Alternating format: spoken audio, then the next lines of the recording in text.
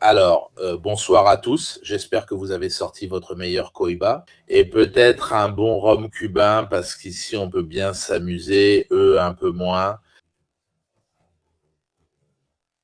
Donc, bienvenue à Diego Battisteza, puis Claudio Locatelli nous rejoindra aussi. Et il y aura des problèmes. Je vous le dis tout de suite parce que la connexion depuis Cuba et les coupures de courant sont constantes. L'autre jour, nous avons fait des essais et ça ne tenait pas plus de 5-6 minutes dès qu'il bougeait. C'était une catastrophe. Je commencerai par expliquer pourquoi il y a une crise. Cuba est en crise permanente, mais en ce moment, elle traverse une crise sans précédent parce que Eh bien, Cuba, bonsoir, bonsoir à tous, bonsoir à toutes. C'est un plaisir, Mirko, d'être ici ce soir pour réfléchir un peu à ce qui se passe avec la perle des Caraïbes. C'est ainsi que l'on appelle Cuba, parce qu'en ce moment, nous faisons face à une attaque sans précédent, venant de plusieurs fronts. Et surtout à un isolement qu'on n'avait pas vu depuis très longtemps, peut-être pas depuis la chute de l'Union soviétique, c'est-à-dire Cuba. En ce moment, elle est seule, elle est attaquée par l'administration Trump et elle traverse aussi une situation interne d'usure sociale et politique qu'on n'avait jamais vue auparavant. Donc nous parlons d'une crise, c'est certain, qui comporte de nombreux facteurs qui entrent en jeu. Et nous sommes dans la situation du peuple cubain.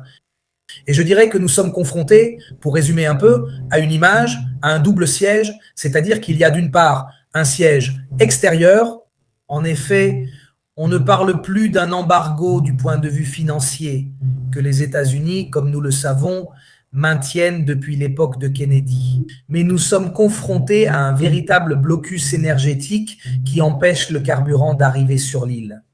Et désormais, avec les guerres, après la guerre en Ukraine et la guerre que nous vivons actuellement avec l'Iran, les États-Unis et Israël contre l'Iran, nous nous rendons compte à quel point les carburants sont essentiels, non seulement pour l'essence, mais aussi pour toute une série d'éléments de notre quotidien. Et avec les structures énergétiques, les infrastructures énergétiques qui sont déjà défaillantes à Cuba, elles sont obsolètes, justement à cause des dommages provoqués par l'embargo. Et aussi, nous le dirons plus tard, il n'y a pas non plus une excellente gestion interne, nous en parlerons également. Le coup qui frappe aujourd'hui l'île est meurtrier, et de ce coup souffre de manière directe, absolue et inhumaine le peuple cubain. Près de 11 millions de personnes.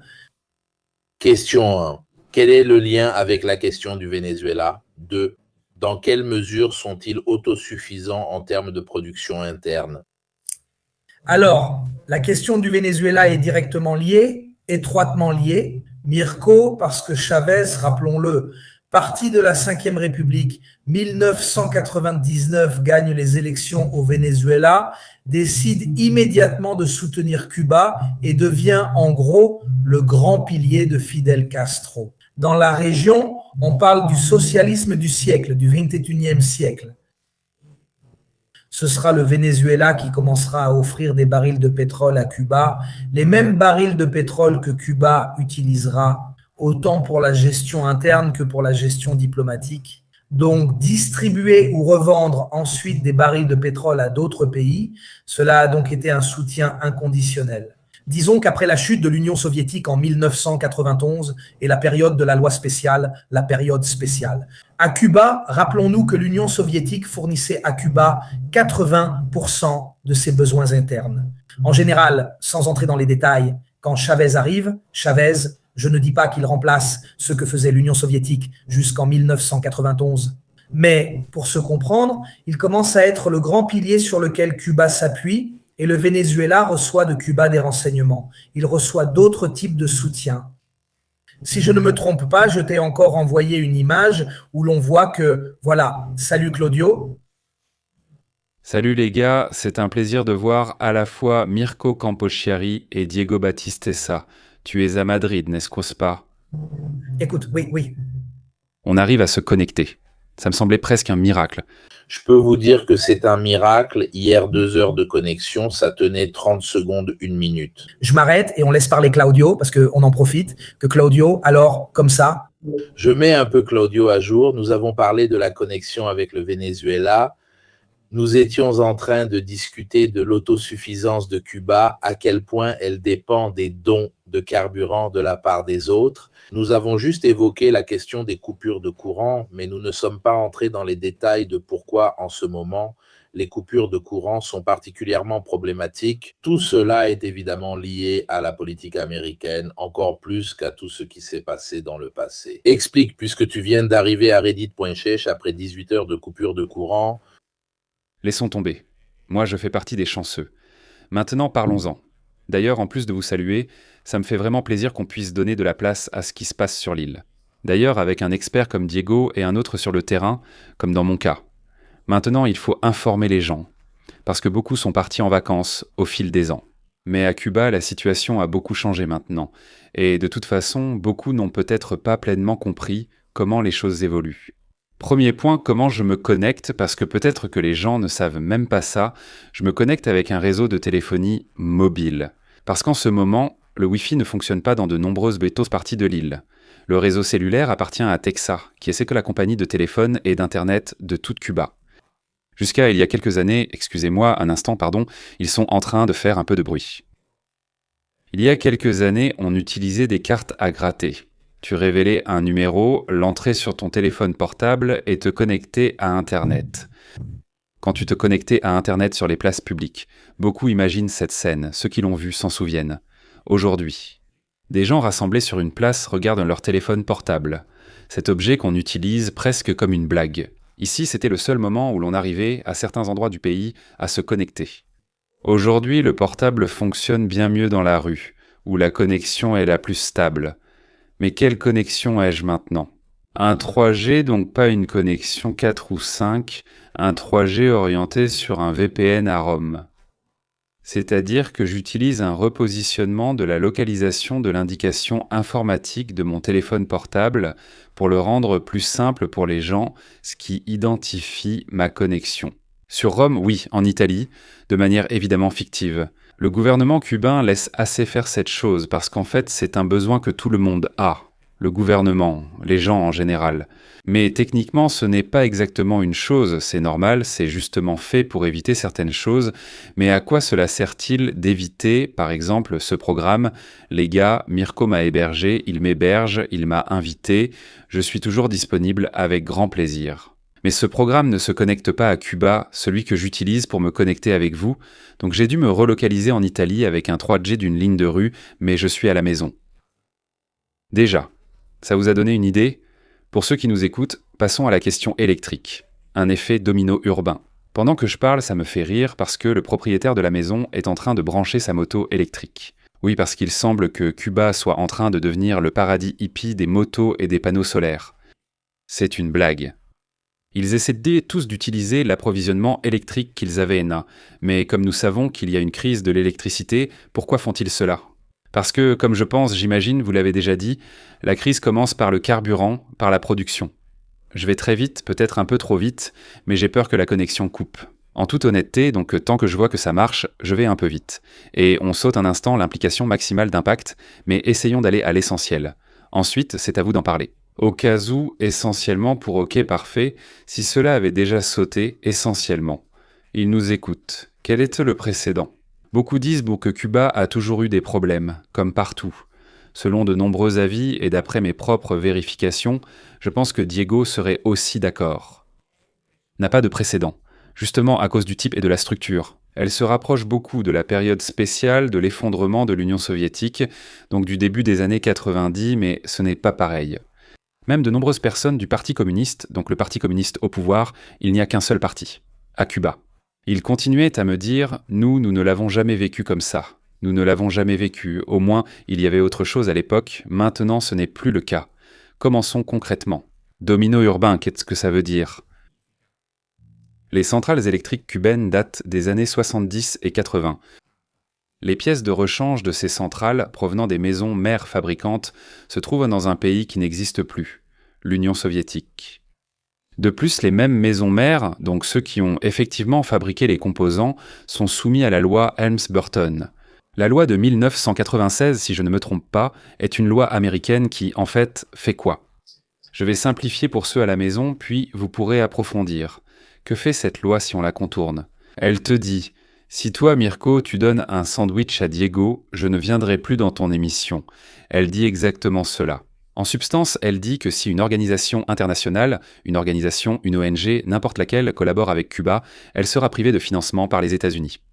Deuxième point, elle dit aussi que quiconque collaborera avec Cuba, en fait, au niveau commercial, subira un impact de sanctions équivalent au volume effectif d'utilisation.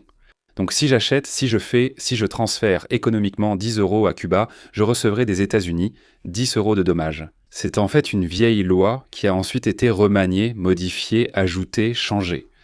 La structure de cette méthode persiste et est vivement critiquée, à Cuba comme dans de nombreux pays, y compris l'Union européenne. Parce que c'est une loi indirecte, elle ne frappe pas Cuba de manière directe, comme le font beaucoup d'autres sanctions. Elle dit « Si tu le fais, je te pénalise ». Mais alors, quel est le rapport entre cette loi et l'électricité ? Centrales électriques des années 70-80, des composants qui manquent. Ceux qui peuvent les fournir, ou les ont fabriqués, ne les donnent pas, craignant de perdre le marché américain et de subir des sanctions. Les centrales sont vieilles, elles tombent aussi en panne en général, avec quoi fonctionnent-elles ? Avec du pétrole, le pétrole brut doit aussi être raffiné, beaucoup de ces centrales fonctionnent en réalité au diesel, qui doit donc être transformé. Donc, Cuba. Mais attention, je vais vous dire quelque chose d'important, Diego l'a probablement déjà dit, mais au cas où, je le dis quand même. En réalité, dans la partie nord-est de l'île, dans la ceinture qui va de la Havane vers l'est, ils arrivent à extraire du pétrole. En réalité, ils couvrent même un besoin qui peut atteindre entre 30 et 40% de l'île. Mais pas pour le transport. Pour le transport, il doit évidemment être raffiné et transformé en carburant. Ça descend à 10-20% maintenant, ce qui signifie que seuls 10-20% peuvent l'utiliser pour faire fonctionner les machines. Les 80% restants venaient du Venezuela, de la Russie et de l'Algérie. C'est difficile. Raffiné, donc Venise était la principale zone de raffinage et de transport. Mais en réalité, ceinture, tu en parles ainsi, si ça saute, avez-vous déjà de quoi développer ? Faisons le point. Vieille centrale, raffiné, transport. C'est vrai que raffiné, mais c'est vrai que ce soit raffiné que raffiné, le transport, raffiné, mais que ce soit raffiné, donc en brut raffiné, les centrales vont vers un raffinage de... En partie, Cuba en a, en grande partie, elle n'en a pas. Après janvier, la saisie par Maduro, le blocus des importations, d'ailleurs un navire est allé vers Israël depuis le Venezuela et ils n'arrivent plus à Cuba. Résultat, le Mexique a essayé d'envoyer quelque chose, il en a immédiatement subi les conséquences. Ce n'est pas tant la Helms-Burton, mais plutôt la conséquence de cette façon de faire, donc en fait menacée par les États-Unis. Maintenant, je simplifie pour les gens, ne m'en veuillez pas.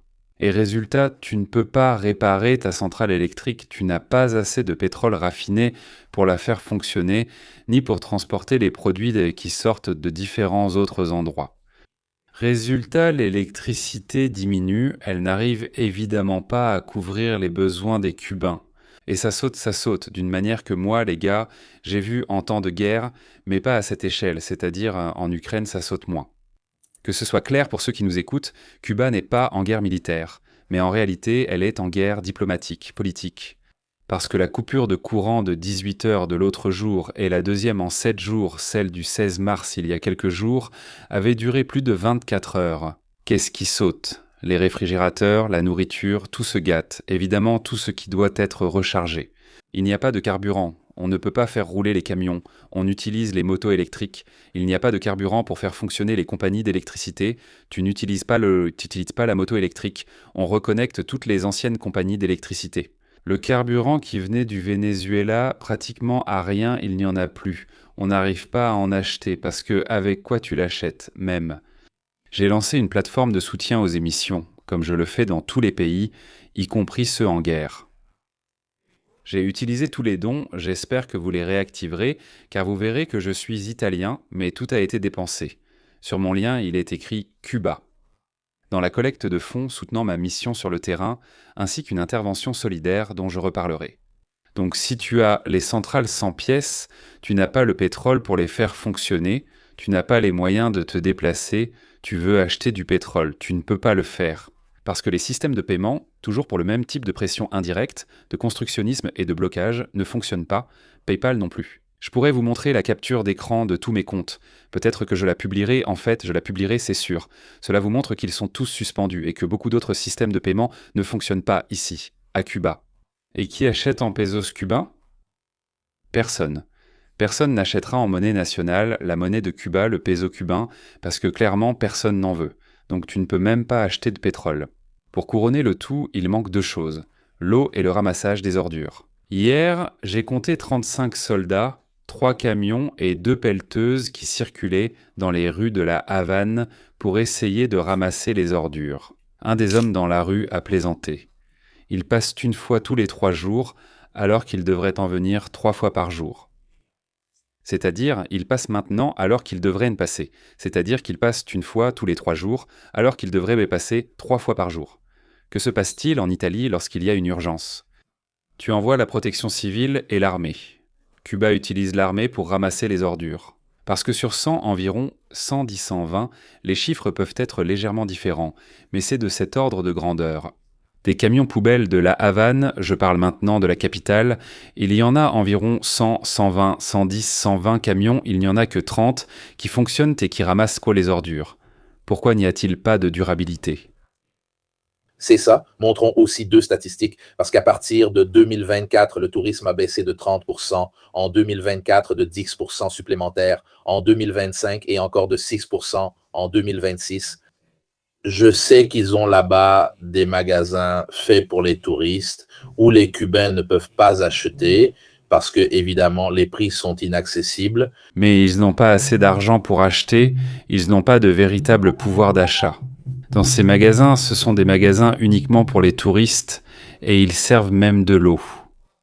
Ou simplement la crainte de la connexion. Donc, ils servent pratiquement à encaisser de l'argent ici dans les magasins. Si le tourisme baisse déjà, avec quoi vas-tu les payer ? La devise pour encaisser de la devise, ce n'est pas tant l'argent, mais vraiment la devise, le type de devise, donc le dollar ou l'euro, avec lesquels tu peux payer les choses qui manquaient, non. Finissons avec l'eau, comment fonctionne la pression de l'eau à l'intérieur des conduites. Donc les pompes avec l'électricité et parfois avec des générateurs qui fonctionnent tous les deux à l'électricité et au carburant. Vous voyez l'effet domino dont je vous ai parlé au début, vous comprenez chez vous de quoi nous parlons, parce que c'est différent de tout ce qui s'est passé auparavant. Même si Cuba a toujours eu une avalanche de problèmes, tout comme d'autres pays, parfois moins, parfois plus. Donc le Venezuela arrête le pétrole, les arrivées contingentées sont presque nulles, il n'y en a pratiquement pas depuis des mois. À ce stade, depuis janvier, la situation ne fait qu'empirer. Les centrales électriques des années 60, 10, 80 avec des composants soviétiques. Les fabricants, s'ils existent encore, ne leur en fournissent pas. Pour les réparer, la centrale tombe en panne si tu échoues à la réparer ou s'il manque de pétrole et donc d'électricité. Tu ne peux pas te déplacer sur la route avec les scooters électriques, ou en tout cas tout ce que tu avais mis en place d'ailleurs, à cause d'une réforme cubaine d'il y a quelques années. Beaucoup de banlieues et de nombreux citoyens en dehors de la Havane, loin de la capitale, ont des plaques électriques. C'était une réforme d'il y a quelque temps du gouvernement cubain, qui était une idée techniquement géniale, mais maintenant, sans, avec la plaque électrique. Dans un village près de la Havane, tu n'arrives plus à rien faire. Les 18 heures, c'était 18 heures à la Havane, dans la capitale, dans une zone protégée. Parce que moi, évidemment, pour pouvoir agir et travailler, c'est-à-dire pouvoir faire, je suis allé dans un endroit qui est une maison particulière, une maison normale, mais à l'intérieur de ce qui est une grille protégée.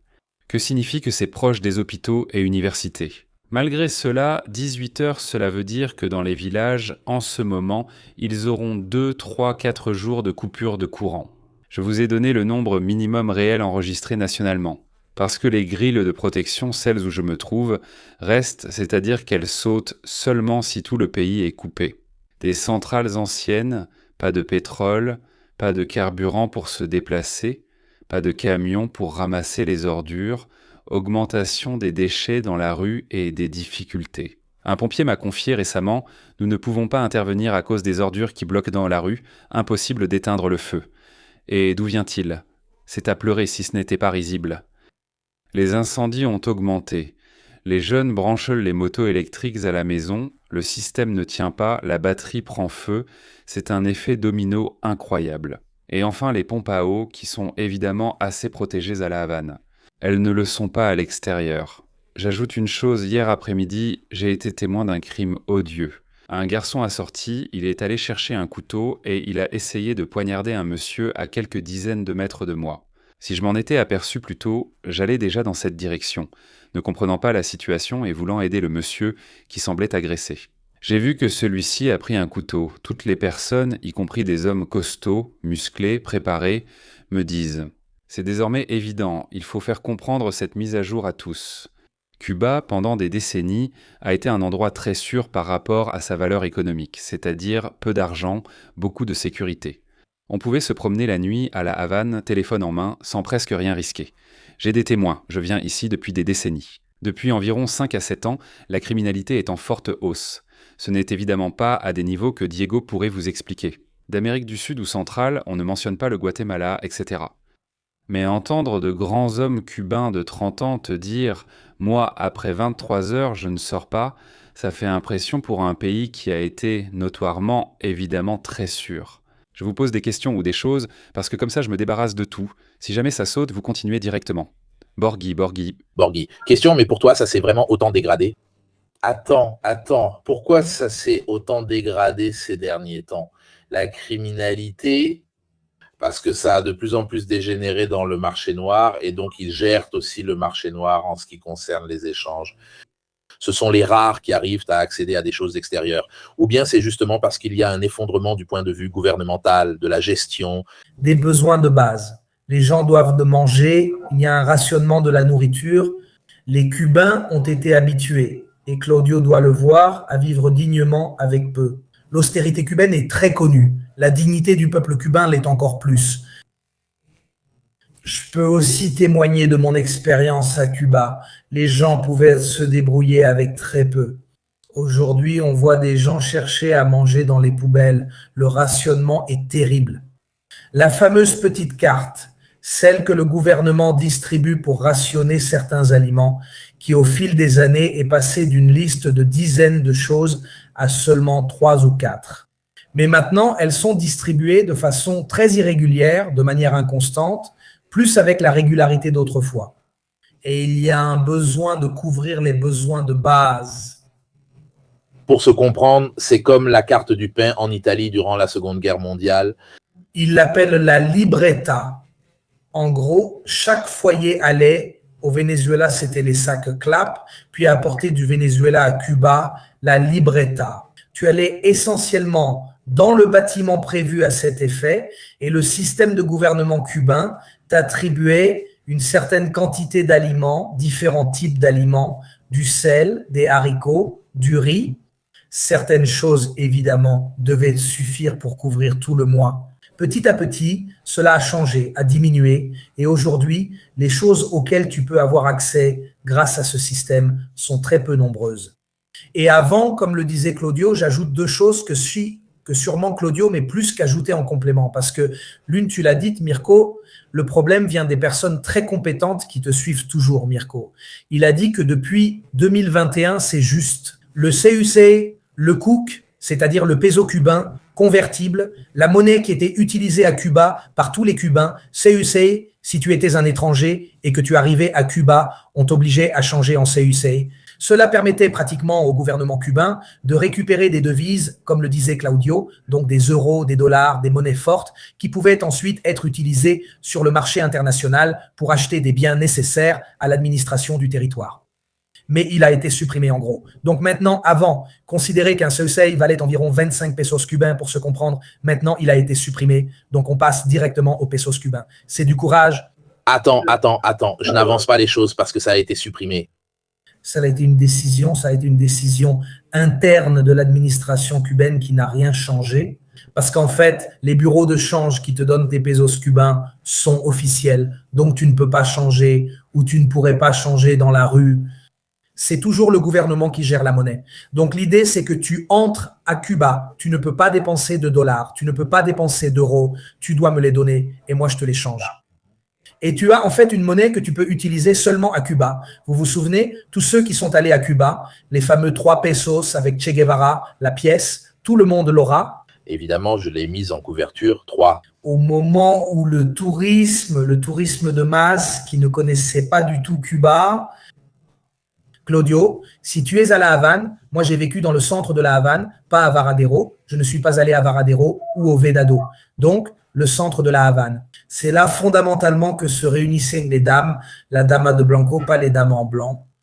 Voilà, toute personne qui est allée à Cuba et qui n'est pas seulement allée à Varadero ou qui n'est pas restée uniquement dans les centres touristiques s'est rendu compte, comme le disait Claudio, qu'il y a des endroits où tu vas ou aller acheter avec des pesos cubains et d'autres endroits où tu allais acheter avec des cucs. Il y a des personnes à l'intérieur de la Havane qui, si elles vivaient dans le centre de la Havane, ne pouvaient pas aller à Vedado. Entrer dans un établissement, prendre un daiquiri, parce qu'un daiquiri à Vedado coûtait 15 cucs, faites le calcul, 25 pesos font un cuc.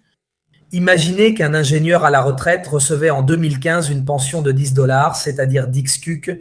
Il ne pouvait pas se permettre un daiquiri au Vedado. Donc, on parle de ces chiffres au moment où le tourisme diminue. Tu l'as dit toi-même, Mirko, tout à l'heure, au moment où le tourisme diminue. Tout ce flux de devises internationales qui pouvait être utilisé pour acheter des biens de première nécessité, parmi lesquels il pouvait y avoir, par exemple, le carburant. Mais le problème, c'est que maintenant, on ne leur en vend plus. Ce n'est pas qu'ils ne veulent pas l'acheter. Ce n'est plus possible. Donc, il y a un problème. Sur Internet, tu veux peut-être éviter de mettre l'image, car Claude pourrait l'utiliser pour l'accroche. Le Venezuela ne fournissait pas que du carburant en 2011. Le Venezuela installe un câble sous-marin qui permet à Internet, à la fibre optique, d'arriver à Cuba. Aujourd'hui, jusqu'au 3 janvier, 90% de l'Internet de l'île était assuré par ce câble de fibre optique et 10% passait par satellite. Vous le voyez, d'accord, donc la connexion avec le Venezuela était vraiment directe. Double contrainte sur beaucoup de choses de première nécessité, mais cette fibre optique et cet Internet étaient quand même très rationnés parce que, comme le disait Claudio, ils n'étaient pas accessibles à tous, à tout moment. Et toujours parce que ça a été le grand moteur qui a déclenché beaucoup de protestations ces dernières années. Parce qu'à un certain moment, à partir de 2012, 2013 à Cuba, ils se sont rendus compte de leur véritable situation. Parce que pour te rendre compte de ta propre situation, tu dois comprendre comment vont les autres. Donc, grâce à Internet, ils ont commencé à voir certaines choses qu'ils ne pouvaient pas voir auparavant. Il y a eu cela. Nous nous souvenons des printemps arabes et de l'impact de l'Internet de masse dans certains contextes. Je m'arrête, mais je voulais ajouter ces points. 2. 1. Quelle est la raison de la baisse du tourisme? Deuxièmement, pourquoi ont-ils supprimé ce fichu taux de change s'il permettait d'engranger de la bonne monnaie? Et 3. Ce câble est-il encore actif ou pendant, disons, le conflit entre les États-Unis, l'affaire Maduro, ce câble a-t-il été coupé? Pourquoi n'en a-t-on pas parlé? Est-il encore actif ou non? Non. Je pars du principe que le câble est encore actif, précisément pour ce que je te disais. Internet sert justement à l'administration Trump pour pouvoir attiser les foyers de protestation qui sont importants sur l'île. Donc, il ne serait pas stratégique de couper Internet en ce moment, il est stratégique de retirer Internet. Comme cela s'est produit et se produit souvent en Iran, il faut couper la couverture Internet. Je ne dis pas que c'est le cas en ce moment, mais dans de nombreux cas, la couverture Internet a été volontairement coupée justement pour éviter les rassemblements. La possibilité de se réunir, de faire des convocations dans la rue, parce que ces dernières années, il y a eu plusieurs protestations, plus grandes, moins grandes, mais il y en a eu plusieurs. Je vais me concentrer sur les points évoqués par Diego. Ils sont excellents. Pour revenir sur ta question sur la libre tasse, cela permet de mieux comprendre et d'atteindre certains éléments. En fait, c'est un document qui te permettait de partager les tomates de ton potager.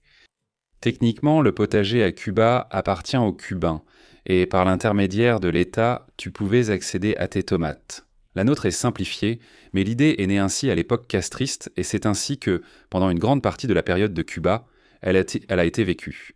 Donc d'un côté, cela permettait une chose et te reliait au transport, parce qu'avant, il a fait d'excellentes comparaisons sur les salaires. Vous savez combien ça coûte, vous? Chez vous, évidemment. Se déplacer, par exemple, Vedado est un quartier de la Havane. La Havane centrale est un autre quartier, la vieille Havane parmi les quartiers de la Havane.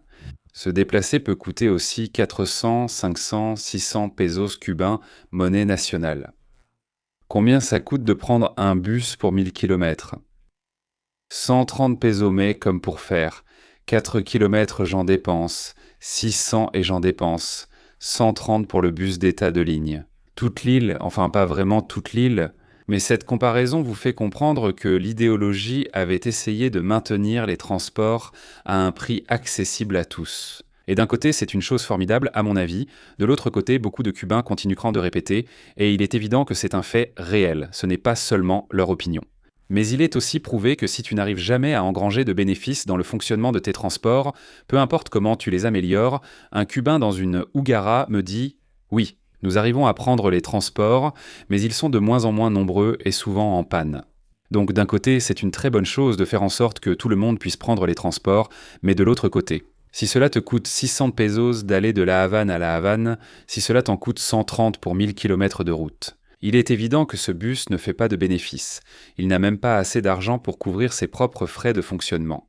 L'essence, le bus et le chauffeur, les transports, ont cette particularité, et évidemment avec le problème de carburant dont nous parlions tout à l'heure. Les gares. L'autre jour, dans une station-service, il y avait une file d'attente de 2 km. Des voitures à l'arrêt qui paient 9-10 $ le litre, 9-10 $ le litre, 8-9 € le litre. Faites le calcul d'avant, ajoutons-y les salaires. Une papaye de cette taille, une grosse papaye de cette taille, peut coûter 500 pesos. Un salaire de gardien, c'est-à-dire d'une personne qui protège, un custode en italien, peut être de 2000 pesos dans certains cas, 2500 pesos. Ça veut dire que tu peux acheter 4 papayes ou décider d'essayer de vivre, c'est l'option que tu as, tu comprends. Bien sûr, avec un salaire aussi bas et des prix aussi élevés, le mécontentement se crée. Mais il est encore très faible par rapport à ce qu'il pourrait être. Question. Attends, je te rajoute juste une chose parce que c'est important. Non. Non, bon. Bon, ne passons pas de l'un à l'autre. Attends. Comment est-il possible que, malgré tous ces problèmes qu'ils ont toujours eus avec la dictature, ils n'aient jamais réussi à se rendre compte de leur statut par rapport à ce qu'il y avait à l'extérieur? Il y a beaucoup d'exilés cubains, surtout en Amérique, donc j'imagine qu'il y en a. Rubio, si je ne me trompe pas, est de 2e ou 3e génération vraiment cubain. Je veux dire, la limite de tolérance d'un peuple est-elle vraiment aussi élevée? Ou il y a 10 ans, 20 ans, ce n'était quand même pas acceptable, le respect, peut-être, je ne sais pas, au Venezuela ou dans d'autres pays? Parce qu'on ne s'explique pas comment on peut en arriver à de tels niveaux d'acceptation, dans le sens où il ne se passe absolument rien. Je peux mettre sur la table quelques données, puis je laisse Claudio continuer. Parce que selon moi, pour comprendre aussi la situation du point de vue de la perception des gens, des protestations à Cuba, celui qui dit que tout le peuple soutient Díaz-Canel, qui est l'actuel président, ment évidemment en sachant qu'il ment. Celui qui dit que Cuba, en ce moment, attend à bras ouverts l'invasion de Donald Trump pour être libéré, ment en sachant qu'il ment. Il y a une situation très différente à Cuba, qui cependant subit l'influence de certains facteurs. Premièrement, les Cubains aiment Cuba, tout comme les Vénézuéliens aiment le Venezuela. Donc, l'idée de la transformer en terrain de jeu pour quelqu'un d'autre n'est pas quelque chose qui attire généralement l'attention. Ensuite, évidemment, il y a différentes situations. Le fait est qu'à Cuba, il y a eu une répression idéologique très forte, c'est-à-dire pour ainsi dire, le mantra qui a également été répété par Díaz-Canel dès son arrivée au pouvoir il y a quelques années, a été avec les contre-révolutionnaires, ni dialogue, ni tolérance. Ça a toujours été depuis le 1er janvier 1959 le mantra. D'accord. Qu'est-ce que cela a provoqué? Depuis la crise du Mariel, vous savez que j'aime l'histoire, donc je ne vais pas m'attarder. 1980, lorsque Fidel Castro a dû admettre devant le monde qu'il y avait un mécontentement à Cuba et qu'il y avait beaucoup de Cubains qui n'étaient pas satisfaits de ce qui se passait.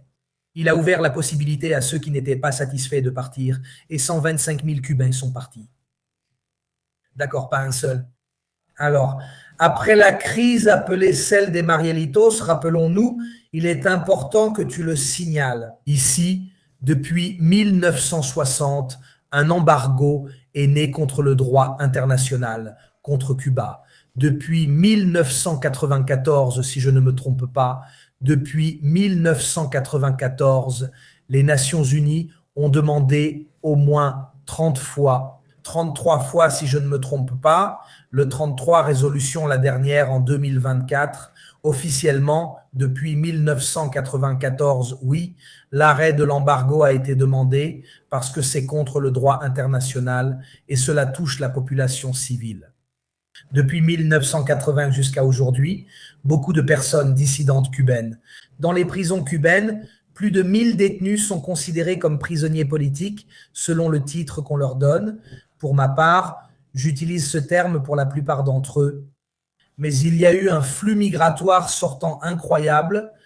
Et quand on parle de ce qui se passait dans le couloir du Darien, dans le Darien Gap, il y avait des Vénézuéliens, des Cubains, des Haïtiens et des Équatoriens qui traversaient à pied la forêt du Darien pour ensuite suivre le parcours qui les menait à la frontière avec les États-Unis lorsque, sous la première administration Trump, la fameuse loi du PMOSH a été supprimée, c'est-à-dire ceux qui, depuis Cuba, essayaient d'arriver à Miami. Et donc, dès qu'ils arrivaient dans les Skios, dans la partie sud de la Floride, dès qu'ils y parvenaient, le PMO, parce qu'ils arrivaient presque tous.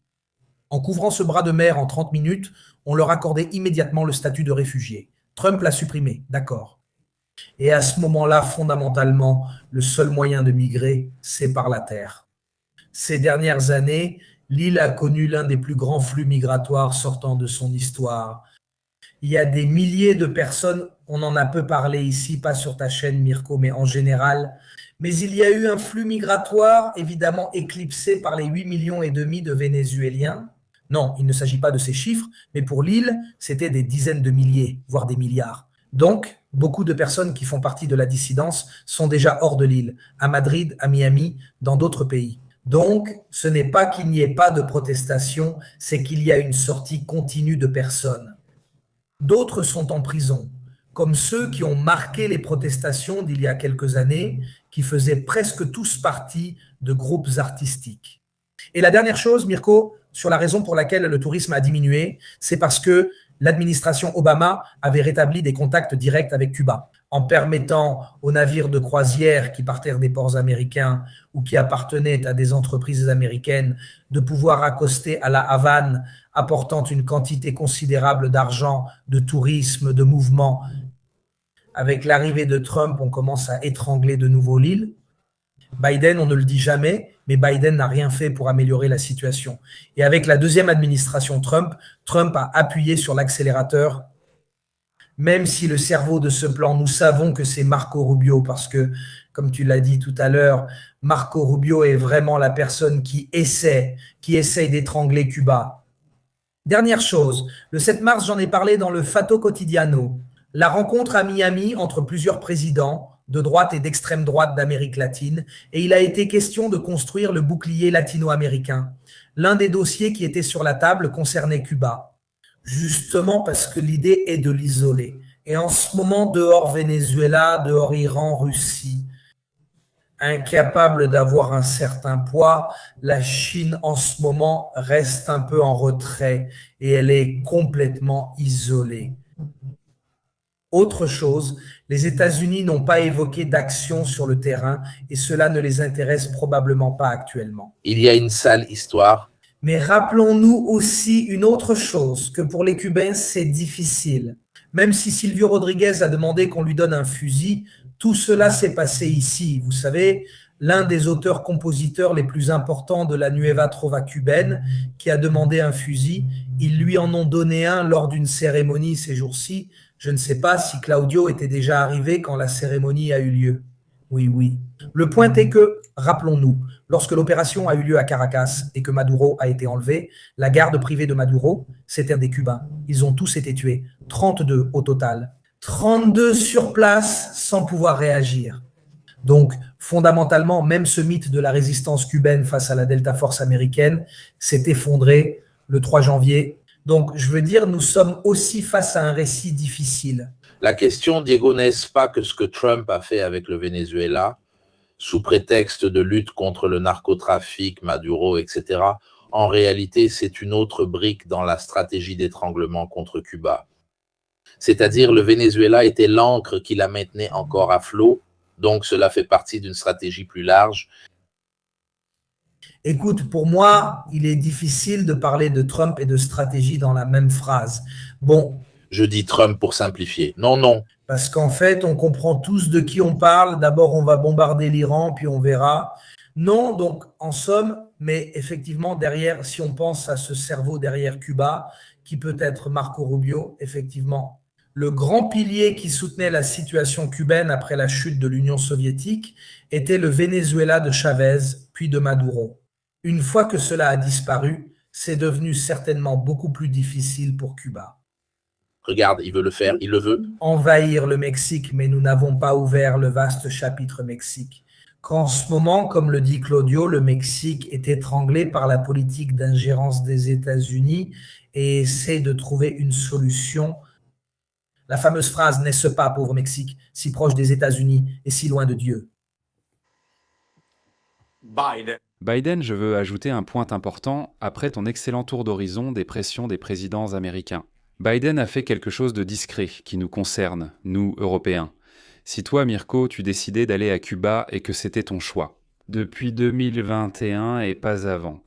Depuis 2021, tu ne peux plus demander l'ESTA, c'est-à-dire l'accès facilité européen aux États-Unis, tu dois demander un visa. Donc, Joe Biden, dans le silence total, a pris l'une des mesures les plus strictes concernant l'accès des Européens à Cuba et aux États-Unis. Si tu décides depuis 2021 d'aller à Cuba, automatiquement tu ne peux pas entrer aux États-Unis avec l'ESTA. Tu dois demander un visa américain, qui te sera presque certainement refusé, comme cela m'est arrivé. Mais pas à cause de Cuba, mais évidemment à cause de la Syrie, ou alors il te sera définitivement refusé. Cela fait que tous les citoyens européens, c'est-à-dire nous, s'ils se rendent à Cuba, ne peuvent même pas être touristes aux États-Unis. Pas avec les systèmes facilitants. Combien de temps dure cette loi, c'est-à-dire l'effet de cette loi de Biden à vie ? C'est-à-dire que tu ne peux plus demander l'ESTA une fois que tu as perdu le droit à l'ESTA, tu ne peux plus revenir en arrière. Cela explique beaucoup de choses. Sur le sujet du terrorisme, Mais ce que Claudio a dit est important, c'est le nom de cette loi, parce que ce n'est pas une loi quelconque. Le 22 août 2022, Cuba est inscrite par Biden parmi les États soutenant le terrorisme. C'est-à-dire qu'il devient donc un État qui fait partie de ce fameux axe du mal. Vous vous souvenez de Bush, non, la guerre contre le terrorisme, donc il entre dans cet axe. Nous parlons des États-Unis qui sont en train de négocier ces jours-ci avec le Maroc pour faire du Front Polisario une organisation terroriste. Pour que vous compreniez, le Front Polisario agit au Sahara occidental. Il est essentiel de saisir selon quels critères ces noms sont employés. Il y a un discours géopolitique de base. Il n'y a pas d'analyse sur combien d'argent le Hezbollah a reçu. Non, c'est un discours purement géopolitique. écoutez, je veux dire cela indépendamment de ce que chacun croit du point de vue idéologique, que vous soyez pour le système cubain, moi non par exemple, ou anti-américain ou pro-américain, etc. Mais ce qui se passe là-bas, bon, si vous regardez ces images, on se demande jusqu'où on peut aller, même simplement avec la question des sanctions, avec l'isolement des personnes. Et j'ai regardé quelques vidéos ces jours-ci, des gens qui fouillent dans les poubelles, des gens, regardez les maisons, je ne les mets pas parce qu'ils ont mis de la musique, etc. Diego peut certainement parler de la perte de poids de la population à certaines périodes, 30-40%. Ce sont des gens qui disent simplement qu'ils veulent vivre décemment, ils sont furieux. Je ne sais pas si c'est à cause de leur gouvernement ou de la situation qui s'est créée des États-Unis, etc. Mais regardez-les, ils sont littéralement désespérés. Et il y a des dizaines et des dizaines et des dizaines de vidéos comme celle-ci. Donc, selon ce que vous croyez, selon votre position idéologique, ces gens ont besoin d'aide, ni plus ni moins. Donc, je comprends qu'ils mènent une guerre idéologique depuis 70 ans, eux et les Américains, mais ne pas permettre l'entrée de biens de consommation, de choses qui ne sont pas militaires, qui ne peuvent en aucun cas accroître la puissance du gouvernement cubain, etc. Cela n'a aucun sens et évidemment, toutes les résolutions de l'ONU vont justement dans ce sens. C'est ça l'absurdité. Mirko, si ce que fait l'administration Trump avait été fait par Poutine, par Xi Jinping ou par n'importe quel autre dirigeant mondial en dehors de la sphère d'influence de l'Empire américain. Nous demanderions à la Cour pénale internationale d'agir pour crimes contre l'humanité. C'est pour comprendre le fonctionnement du droit international et l'existence de deux poids, deux mesures.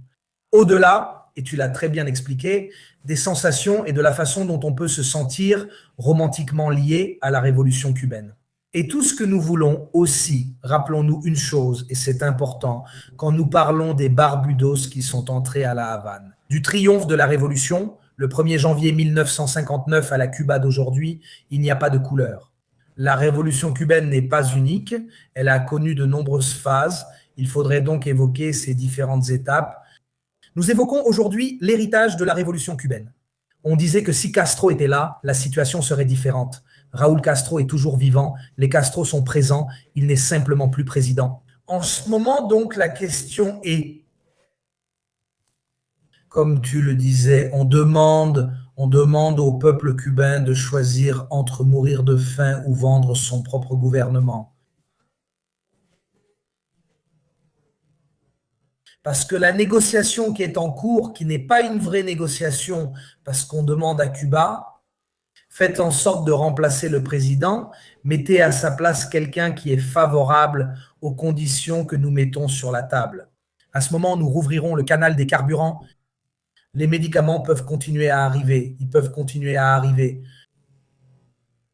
De la nourriture, en dehors de ce qui très notablement... Félicitations à toi et à tes collègues qui sont dehors.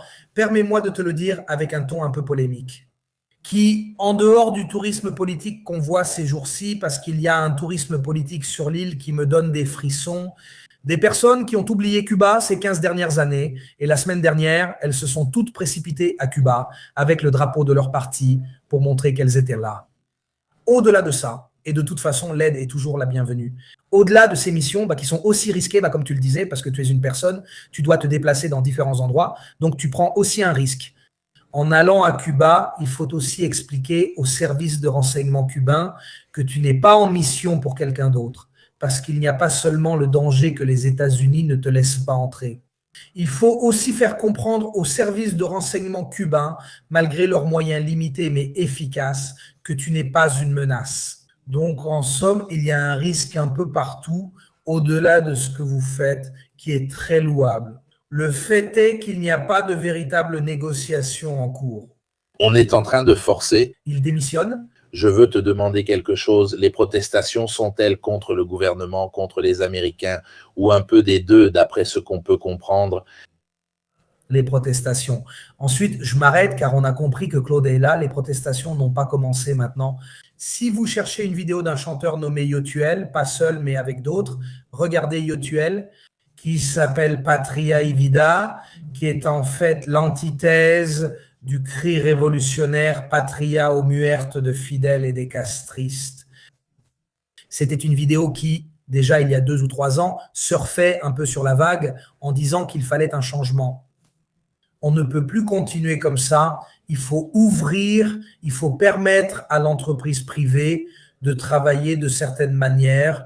Il faut permettre l'entrée de nouvelles technologies. Parce qu'une fois qu'Internet est arrivé, même les Cubains se sont rendus compte que le fameux système de santé tant vanté était un très bon système de santé au début des années 90. Et puis, une fois que tu ne peux plus remplacer les machines, pensez à quel point les équipements médicaux et sanitaires ont évolué ces dernières années. Si tu n'as pas accès à cette technologie, tu ne peux pas rester au niveau de l'avancée des soins médicaux. Donc, même si tu as une université brillante, des personnes qui étudient, mais que tu n'as pas accès à certaines technologies ou à certains protocoles, donc, je vois qu'ils s'en prennent aussi au parti, dans le sens où ici, ils sont en train de brûler un siège. Les protestations commencent en 2000. Après le Covid, les protestations et les arrestations arbitraires s'intensifient, alors qu'elles existaient déjà pendant la pandémie. À Cuba, si tu es soupçonné d'être contre le système cubain, tu vas en prison. Oublions, la notion de procès équitable n'existe pas à Cuba. Cuba se protège et, dans une guerre permanente, elle se protège d'une agression constante. Donc, c'est ainsi qu'elle réagit même face à de simples indices. des militants ou des personnes ont été emprisonnés simplement pour s'être inscrits sur la poitrine. Patrie et vie et avoir marché dans la Havane. Elle avait été emprisonnée parce qu'elle appelait à une insurrection contre le gouvernement cubain. Donc, en somme, selon nos critères, sans dire que nos critères sont les meilleurs, mais selon les critères que nous utilisons pour établir une démocratie participative où il y a une liberté d'expression, une possibilité d'influencer les choix politiques. Cela n'arrive pas à Cuba, donc, selon nos critères, Cuba pourrait être tranquillement défini comme une dictature si nous analysons l'histoire de Cuba. Comment le gouvernement cubain répond à une agression constante et à un besoin d'autodétermination et de survie. Probablement, le critère change, donc nous ne pouvons pas utiliser la hache pour définir la réalité. Nous devons être, je le dis toujours Mirko, quand nous parlons ici, responsables de la complexité. Et donc merci à Claudio qui était là, cette complexité devient un peu plus accessible. Je me rattache à toutes les idées que Diego a bien exprimées et j'essaie aussi de les ramener à aujourd'hui. Maintenant, il y a aussi deux choses. Tout d'abord, la perception psychologique des Cubains là-bas, en ce moment. Mais qu'est-ce que Washington essaye de faire ? La destitution du pouvoir politique, le remplacement, comme le disait Diego, du président, etc., etc., etc., ça ne vous rappelle rien ? 2022, Moscou, Kiev, la demande de destituer Zelensky, prêt à envahir le pays. Ils l'ont envahi. Donc c'est vrai, deux poids, deux mesures. Si cela s'était produit, et c'est ce qui s'est passé du côté russe, on en parlerait du matin au soir. Cela se passe à Cuba, qui pour beaucoup est une épine dans le pied, considérée comme symbolique parce qu'au niveau du pouvoir militaire, économique évidemment, cela s'est effondré. Après 1990, Cuba avait l'une des armées les plus fortes de la planète en termes de guérilla d'accès.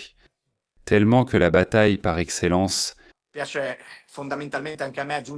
Toutes les pièces historiques l'appellent Quito Quana Valley. En Afrique, elle s'est considérée comme la Waterloo africaine. Ce fut la bataille où Che Guevara était déjà mort à cette époque, mais dans la période précédente, il avait dirigé ce qui allait devenir la libération de l'Angola. L'indépendance est en fait la libération de l'apartheid en Namibie, et en réalité le démantèlement de l'Afrique du Sud de l'apartheid. Donc les Cubains avaient une armée très puissante. Il ne reste plus rien de tout cela, que ce soit bien clair. Mais ce qui est en train de se passer, ce que l'on essaie de faire à cette île, c'est en fait ce que Moscou tente de faire à Kiev. Et je vous rappelle une autre chose, les sphères d'influence politique. On essaie de diviser les choses, c'est la même façon de penser appliquée à deux régions différentes du monde.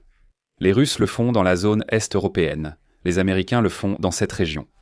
C'est la soi-disant doctrine Monroe, c'est-à-dire le fait que les États-Unis s'occupent de toute l'Amérique du Sud et de l'Amérique centrale, et que l'Europe ne devait pas intervenir. C'est une doctrine qui précède la Seconde Guerre mondiale. Perception cubaine. Tu demandais pourquoi les Cubains agissent ainsi. Ici, il y a un grand schéma de biais, vraiment externe, parce que Diego l'a déjà évoqué et il l'a déjà intégré dans différents aspects. On ne peut pas trancher à la hache. Cuba a égalité de PIB et a égalité de valeur économique. Elle devrait être comme certains pays africains, avec 45% de malnutrition et avec des gens incapables de céder à Cuba. En Afrique, tu trouves certaines choses, mais tu ne peux pas y accéder. Donc il y a une chose à comprendre. Les Cubains ont vécu avec dignité, dans la pauvreté, ce qui leur a apporté une série de richesses du premier monde. Alors qu'ils avaient 3 $. Qu'est-ce que ça veut dire ? Je donne 3 $ à Gianni et je donne 3 $ à Lucas. 3 $ à Gianni, il arrive à faire l'école avec 3 $ à Lucas. Il arrive à peine à s'acheter un sandwich. Les Cubains, dans tout ce que nous avons décrit, recherchent la situation actuelle. En grande partie, cela vient du décret de Kennedy, donc de 60 Eisenhower 62. Kennedy le 3447. Si je ne me trompe pas, c'est l'embargo. Quand on parle d'embargo, le début, c'est Kennedy qui élargit les limites d'Eisenhower.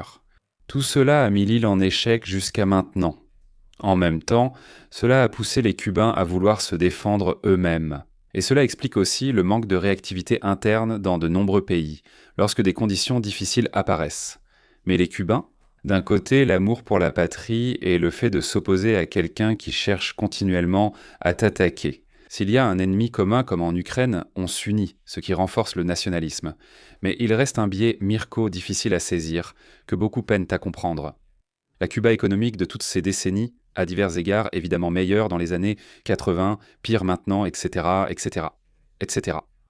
C'est bien mieux, ça a toujours été bien mieux, surtout à certains moments, que la grande majorité des pays, à conditions égales, c'est-à-dire avec une criminalité absente. La possibilité d'avoir beaucoup de subventions, et c'est aussi l'un des problèmes de l'île. Tu vas subventionner, mais d'un autre côté, ça crée le marché noir. C'est un autre sujet qui n'a plus lieu maintenant. Donc pour comprendre la perception psychologique des gens, il faut comprendre qu'ils sont en colère, parfois même contre le parti et le gouvernement.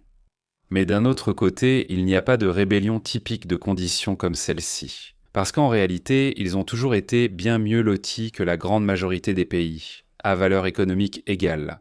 Avec 3 $ à Cuba, tu peux marcher partout dans la rue. Tu es sûr d'aller à l'école? Pour te dire, il n'y avait pas d'ordinateur chez toi, mais tu en avais à l'école, il y a ton école, tu apprends à utiliser l'ordinateur alors que tu n'aurais jamais pu en avoir un chez toi. Tu ne pouvais pas l'acheter en tant que Cubain parce qu'il t'en empêchait, mais aussi parce que, objectivement, ça coûte trop cher. Ce paradoxe doit être compris. C'est-à-dire que tu trouves une école dans la forêt à Cuba, enfin ce n'est pas une forêt équatoriale, mais tu trouves entre les palmiers une école avec un ordinateur qui fonctionne, mais tu ne trouves pas la route pour y aller. C'est ça Cuba, et c'est pour ça que les Cubains... En fait, il faut ajouter quelque chose de très important au niveau historique, parce que pour ceux qui ne le savent pas, qui ne sont pas experts de l'histoire cubaine, jusqu'en 59, il y avait 710 ans. Le Rough Rider était une cavalerie américaine dirigée par le président Theodore Roosevelt. Théodore, le premier, pas Franklin Delano, qui occupa l'île. C'est-à-dire qu'ils ont eu constamment une guerre, espagnol, américain, anglais, l'une après l'autre depuis 59. L'une des conquêtes, la révolution positive, dans ce cas, c'est la paix. Si vous entrez dans la psychologie cubaine, vous trouvez des gens qui vous disent, comme on me l'a dit l'autre jour, « Je suis du Parti communiste, je ne suis pas contre la révolution. » Mais... Merde alors, traduit en italien, poca miseria.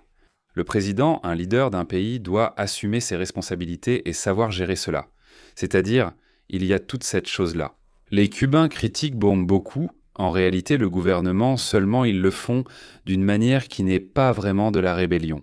Mais nous ne pouvons vraiment pas, je le souligne vraiment beaucoup comprendre. Cuba, si nous ne nous rendons pas compte que, à conditions égales, elle avait des choses que nous avons, la mortalité infantile à Cuba est aussi basse qu'en Italie. Nous avons des millions et des millions, des millions et des millions d'euros en plus. En même temps, il y a l'autre côté de la médaille, ce dont nous avons déjà parlé jusqu'à présent. Dans le milieu criminel, il y avait une blague qui circulait il y a encore 10 ans. Cuba. 1 sur 3 était un policier. Maintenant, il n'y a plus de policiers. Ils font autre chose, prennent et revendent des choses au marché noir, etc. C'est un autre élément qui a totalement changé la société, et je fais le lien. Une dernière chose très importante, car c'est la prochaine étape de Donald Trump et qui, en partie, se produit déjà, ce sont les pressions sur les accès aéroportuaires extérieurs à l'île. Je pense que peu de gens en ont parlé en Italie, j'ignore si Diego et l'Espagne l'ont fait. Que font les vols maintenant ? Presque tous les vols, vous savez, il n'y en a plus, il en reste très peu, et jusque-là c'est comme ça. Ils font une escale technique à la sortie, c'est-à-dire qu'ils arrivent avec juste assez de carburant pour atteindre l'île et pour repartir environ 45 minutes à 1 heure. Ils vont généralement à Saint-Domingue.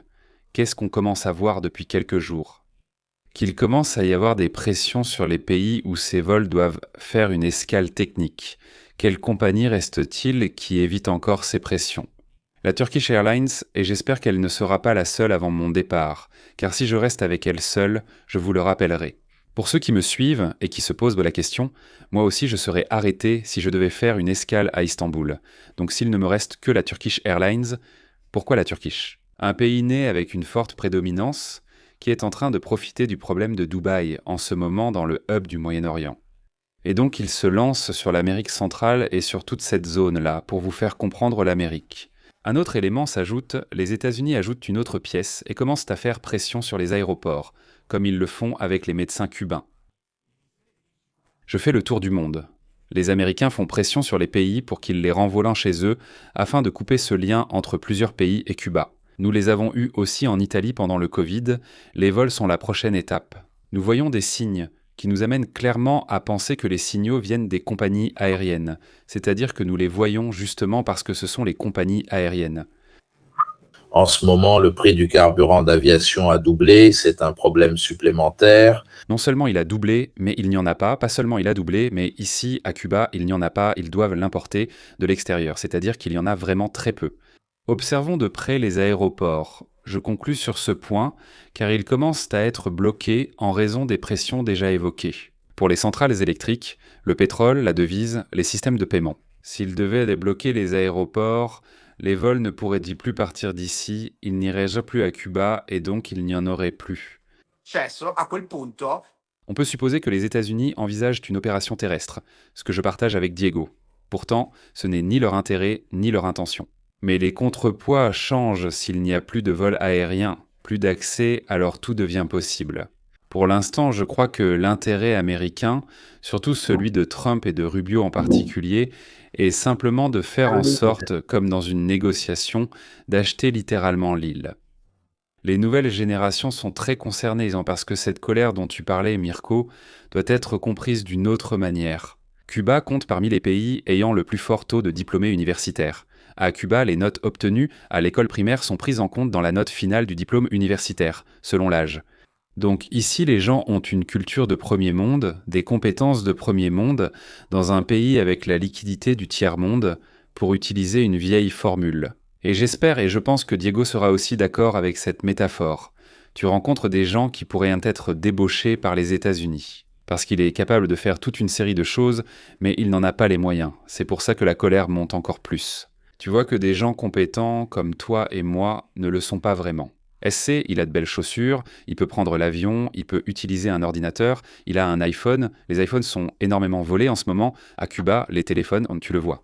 Mais tu n'as pas la même valeur militaire et économique que l'Italie, mais tu as la capacité et la connaissance. Qu'un Africain qui n'a jamais été à l'école, qui n'a rien appris, qui à peine survit un mois et meurt de faim, avec une espérance de vie. Cuba a l'une des espérances de vie les plus élevées au monde, et elle se rapproche de celle des pays du premier monde.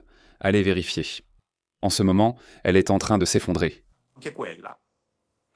Alors, il y a quelques questions technico-militaires que je voudrais ajouter, puisque j'ai vu qu'il y a une discussion dans le chat. Que se passerait-il s'il y avait une intervention militaire américaine? Trump a dit « Je peux prendre Cuba », l'une de ses dernières provocations. Alors, la situation de l'armée cubaine est dramatique parce qu'évidemment, elle a perdu beaucoup d'importance après la chute de l'Union soviétique.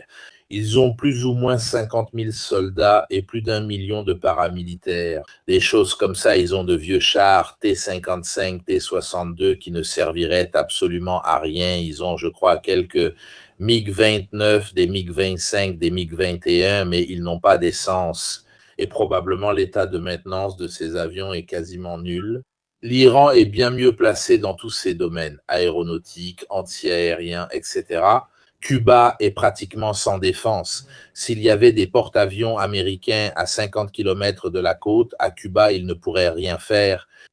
Mais Cuba a une stratégie défensive, c'est celle de la guérilla. Si tu envahis Cuba, prépare-toi à une guerre longue et continue à l'intérieur de l'île. Donc bonne chance à celui qui veut entreprendre une telle chose, à moins d'être sûr qu'il n'y ait pas de soulèvement populaire ou de mouvement fort des anti-gouvernement.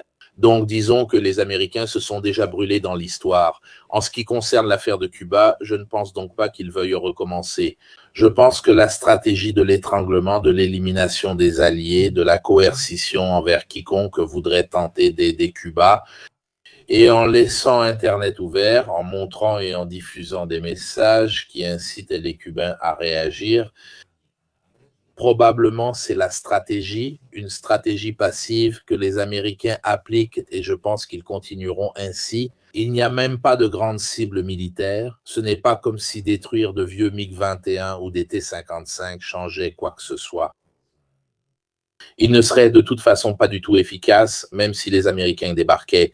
Il y a une question de David Vulpio. L'Italie est également impliquée. Il y a quelques semaines, un représentant des États-Unis, Michael Hammer, a demandé le retrait des médecins cubains, voir l'article du Corriere della Sera du 8 mars 2026. Si vous voulez répondre.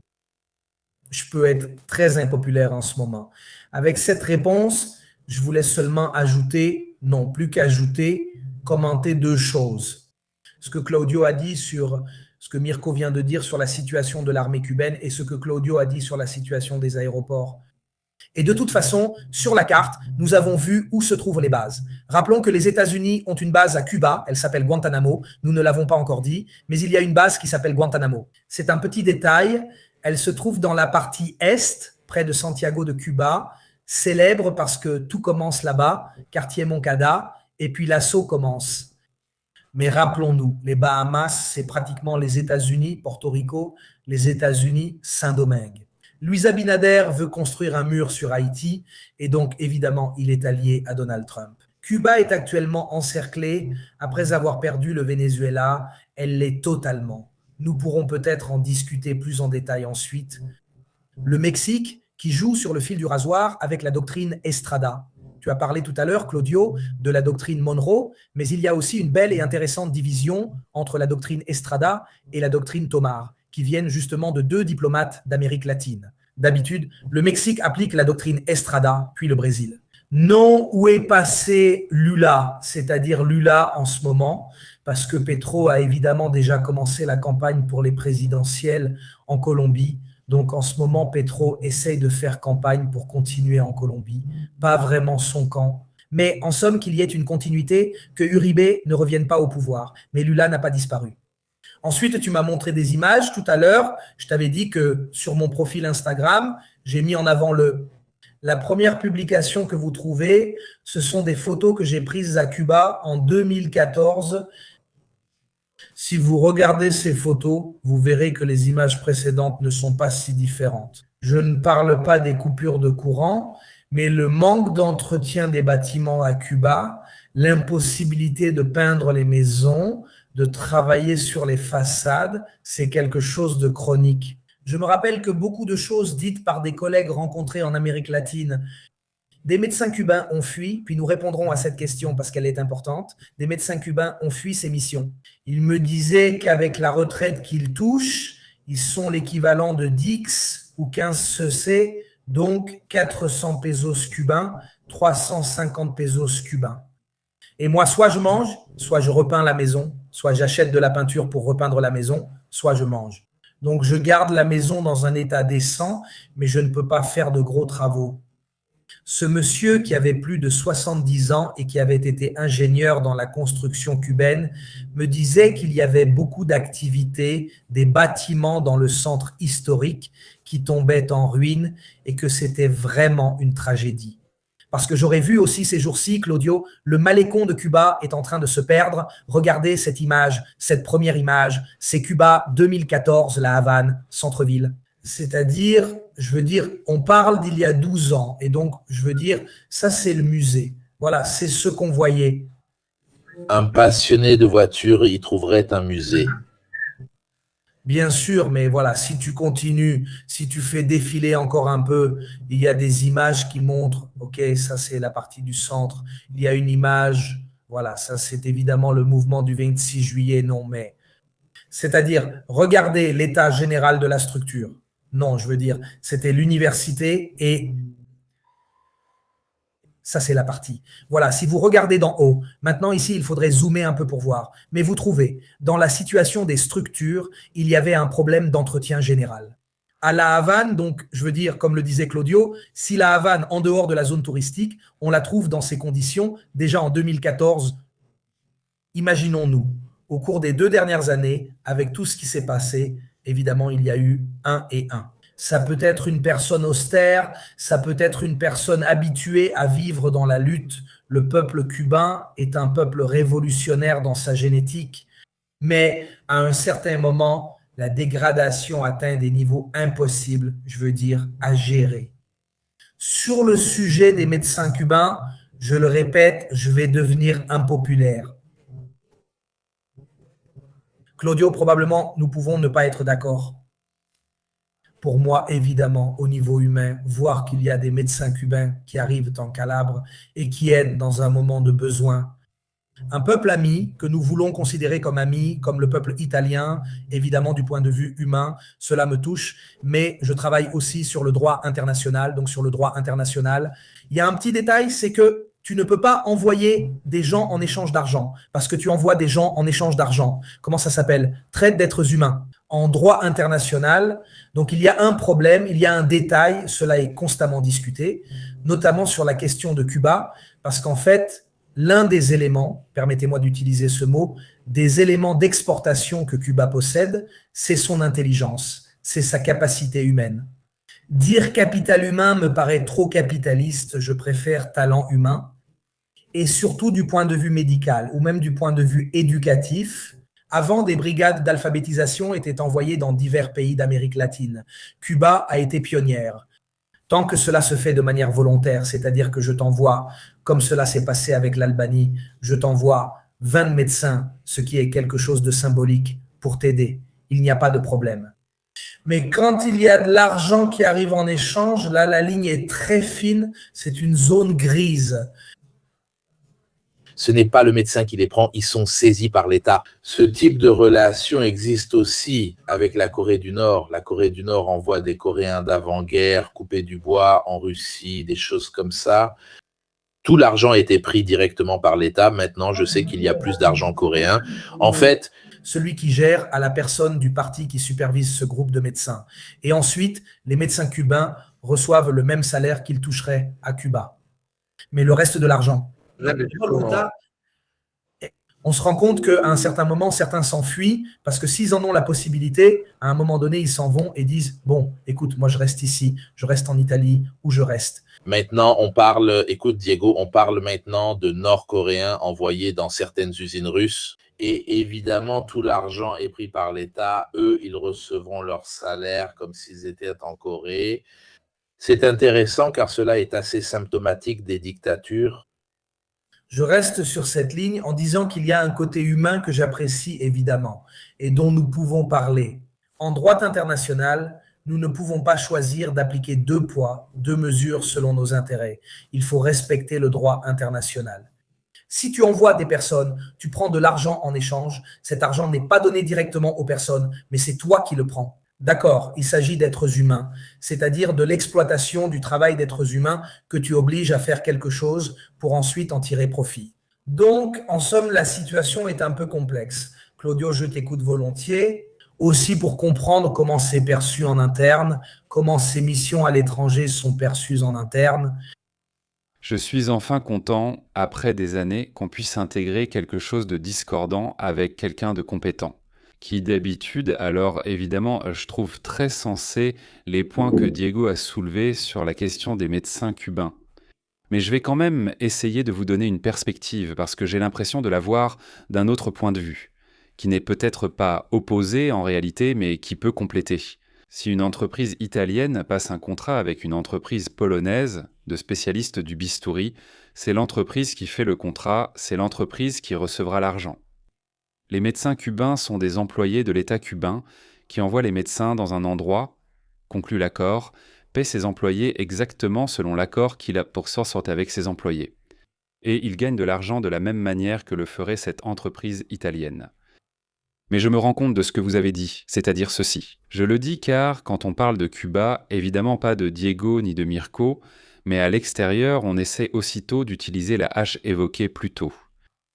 Il ne m'est pas étrange d'imaginer qu'une entreprise, dans ce cas un État-entreprise, comme un État socialiste tel que celui de Cuba, fidéliste pour être précis, envoie ses employés, et que ce soit l'État, ici l'entreprise, qui fasse le contrat. Si vous y réfléchissez, cet aspect n'est absolument pas étrange. Je comprends votre point et j'espère qu'il vous fera aussi réfléchir. Même Mirko, qui ne gère pas de centrale, c'est l'entreprise qui établit le contrat, Cuba le signe avec les pays où elle envoie ses employés, donc c'est normal. Ce n'est pas surprenant que ce ne soit pas le médecin ou l'employé qui perçoive l'argent.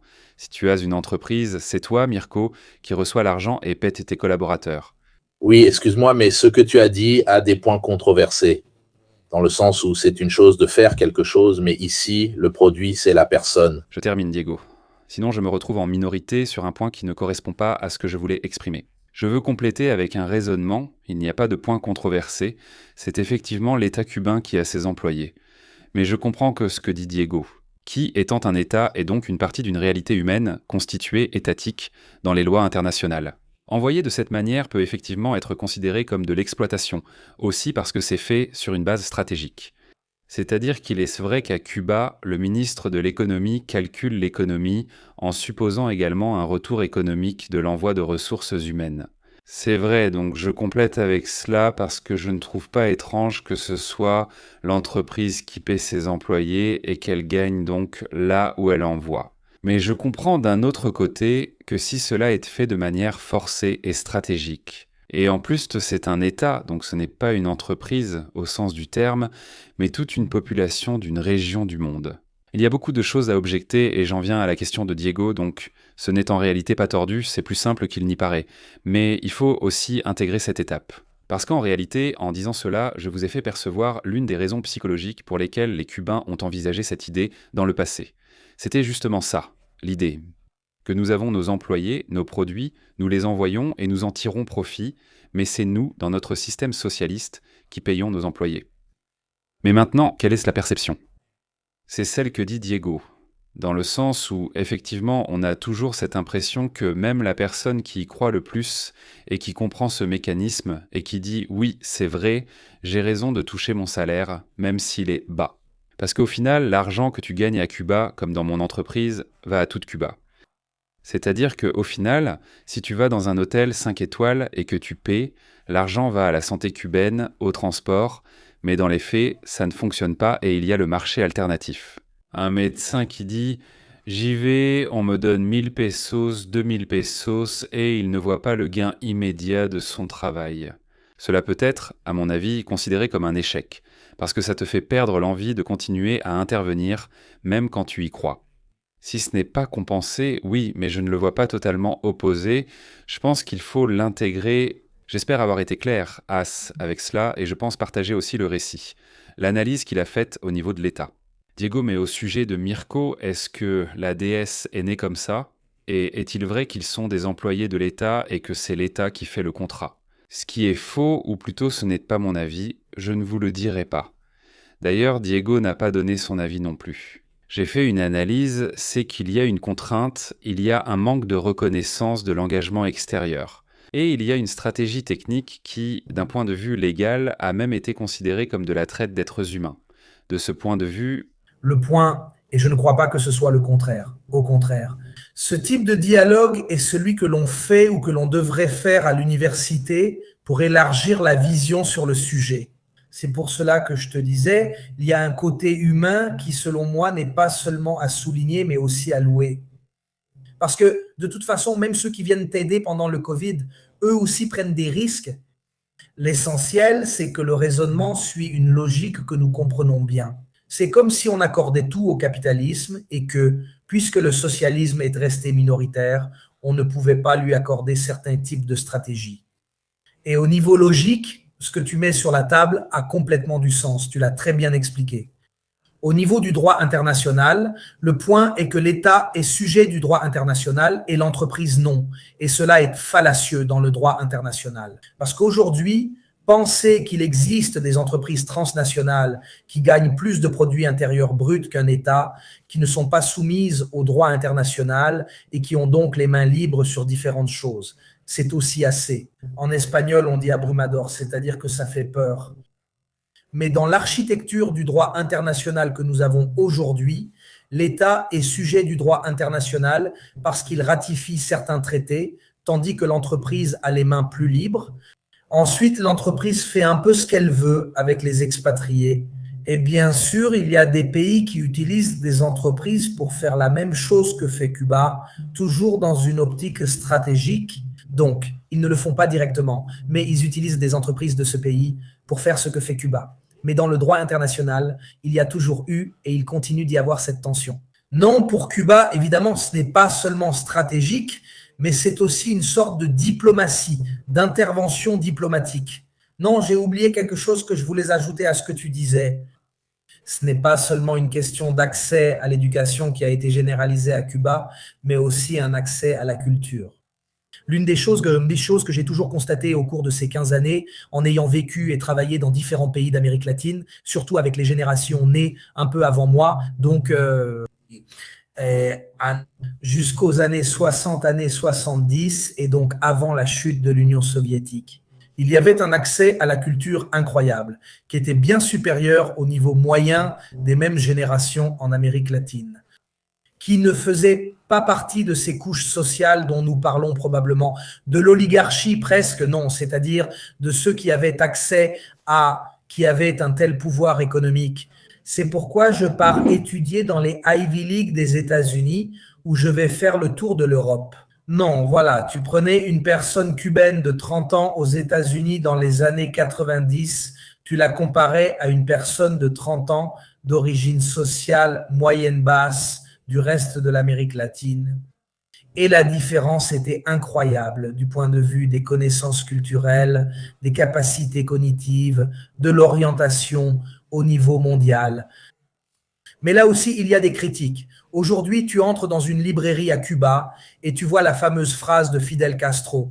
Nous ne disons pas au peuple de croire, nous disons au peuple. Nous ne disons pas au peuple crois, nous disons au peuple lisse. Mais ensuite, il y a une censure qui n'autorise pas certains livres à entrer. Quello che piace a noi, insomma. Il y a aussi le revers de la médaille. Non, tu me dis, lis cependant les livres qui peuvent arriver, qui étaient évidemment des livres de grande envergure, dont beaucoup étaient des livres qui, après l'invasion russe et l'Ukraine, ont été censurés en Italie. Parce qu'à un certain moment, Pouchkine était devenu illisible après que la Russie ait envahi l'Ukraine. Non, parce qu'on a un peu apprécié cette proximité. Alors attends, comme ça je dis aussi, il y a un problème de fond. L'un des grands éléments caractéristiques de la grande entreprise cubaine, c'est de rendre la culture accessible, diffusée à tous les niveaux de la population. En Amérique latine, seul Cuba l'a fait. Mais si tu ne nous offres que ce que tu veux, je reste indécis. Donc, il y a un but, c'est-à-dire que je fais semblant que tu as la liberté d'étudier, de faire.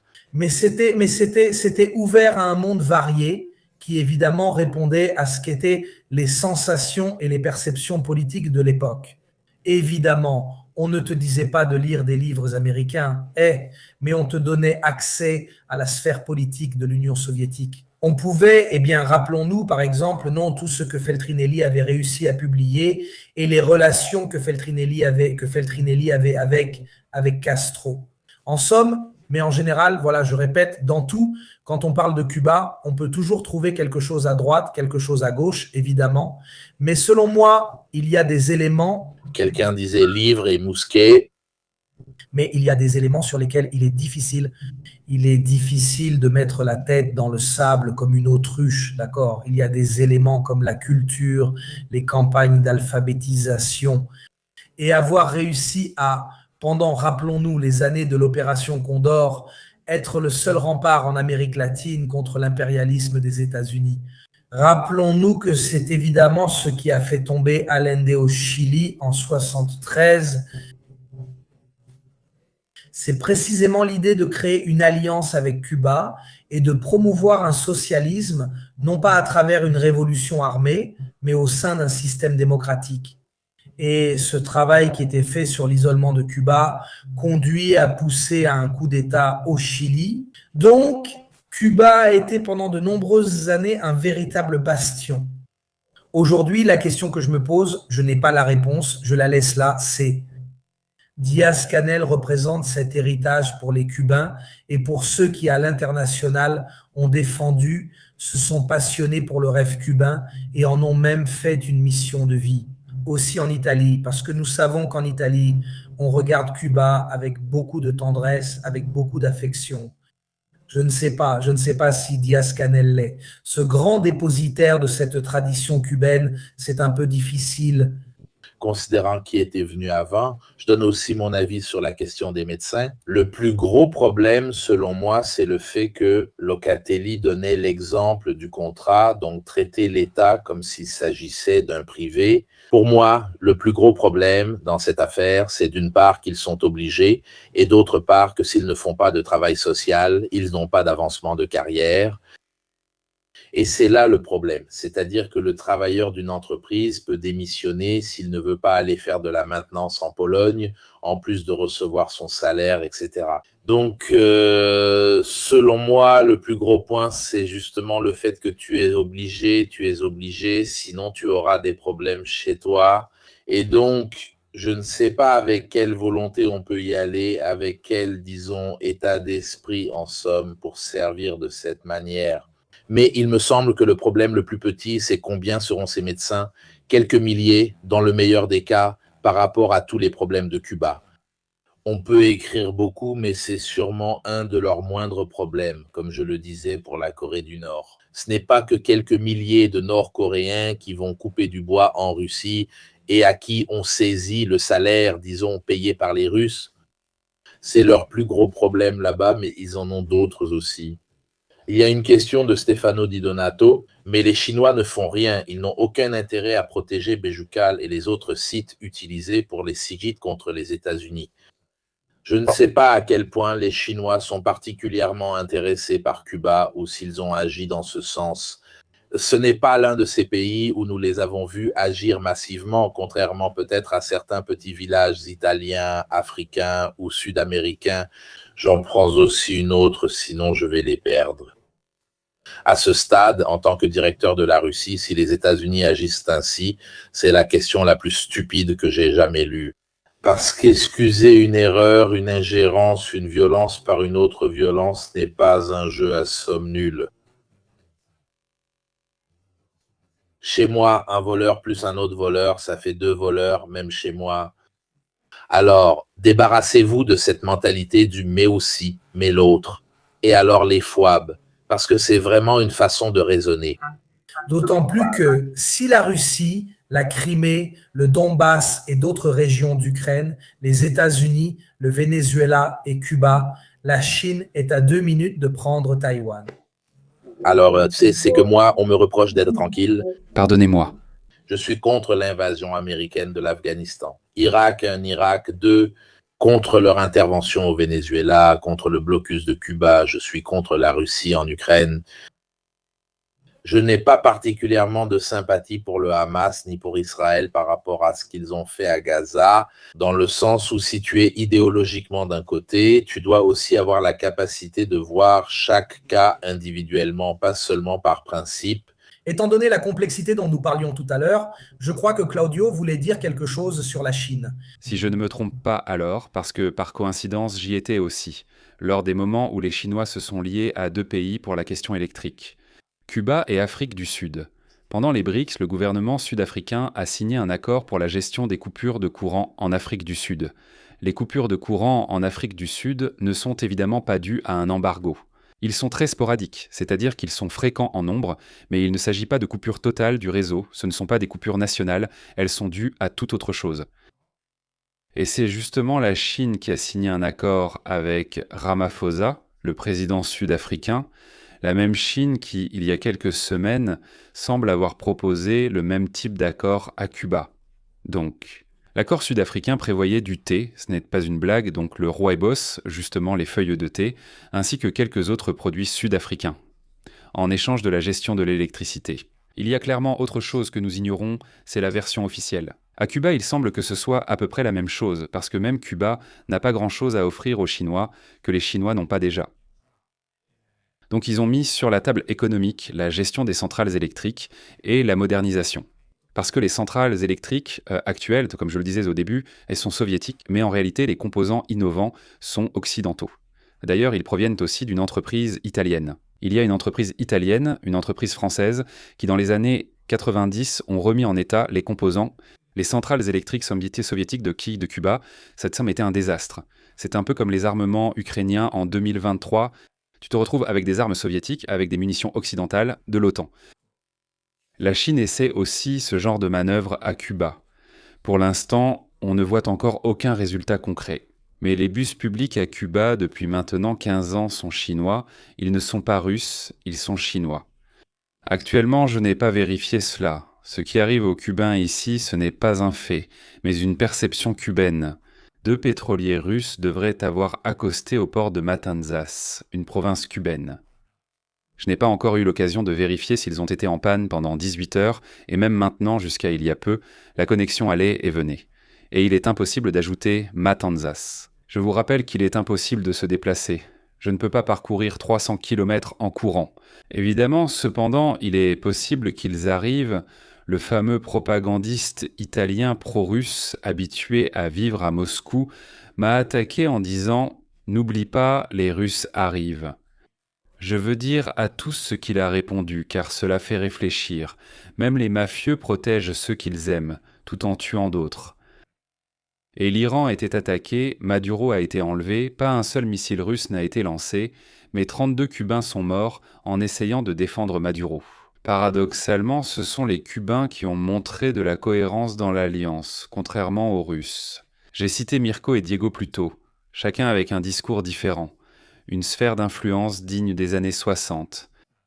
Pour les Russes, l'Ukraine est leur sphère d'influence, pour les Américains, c'est leur sphère d'influence. Cette zone est par héritage soviétique, Cuba, détaché par la Révolution, se rattache à la Russie, qui cependant n'a aucun intérêt à maintenir. Ces 2 derniers mois, Cuba a sollicité du pétrole et des options auprès des Russes, sans rien recevoir de la Russie. Ce serait quand même exceptionnel si vraiment ces 2 pétroliers étaient arrivés. Il y a un embargo, je vous rappelle, surtout naval, donc ce serait une exception. Je ne sais pas encore si c'est vrai ou s'ils naviguent en dehors des eaux, parce que la même chose s'est produite avec les pétroliers qui ont été arrêtés par les États-Unis, qui en réalité n'allaient pas à Cuba, mais avaient co-déclaré qu'ils allaient en Tacuba. Et il en est ressorti un mécanisme chaotique, où on n'a jamais vraiment compris où elles étaient allées. Parce qu'un pétrolier russe aurait dû déclarer aux États-Unis qu'il allait à Cuba en sachant qu'il serait arrêté, cela n'a aucun sens. Je referme la parenthèse de cette complication. Il y a ce moment en jeu. Je termine avec une perception parce que Diego a demandé tout à l'heure ce qu'ils perçoivent du président, de Díaz-Canel. Vous devez comprendre que les Cubains, en ce moment, je parle à ceux qui nous écoutent, peuvent être divisés en 3 groupes. Les groupes majoritaires, environ 80%, et un groupe minoritaire.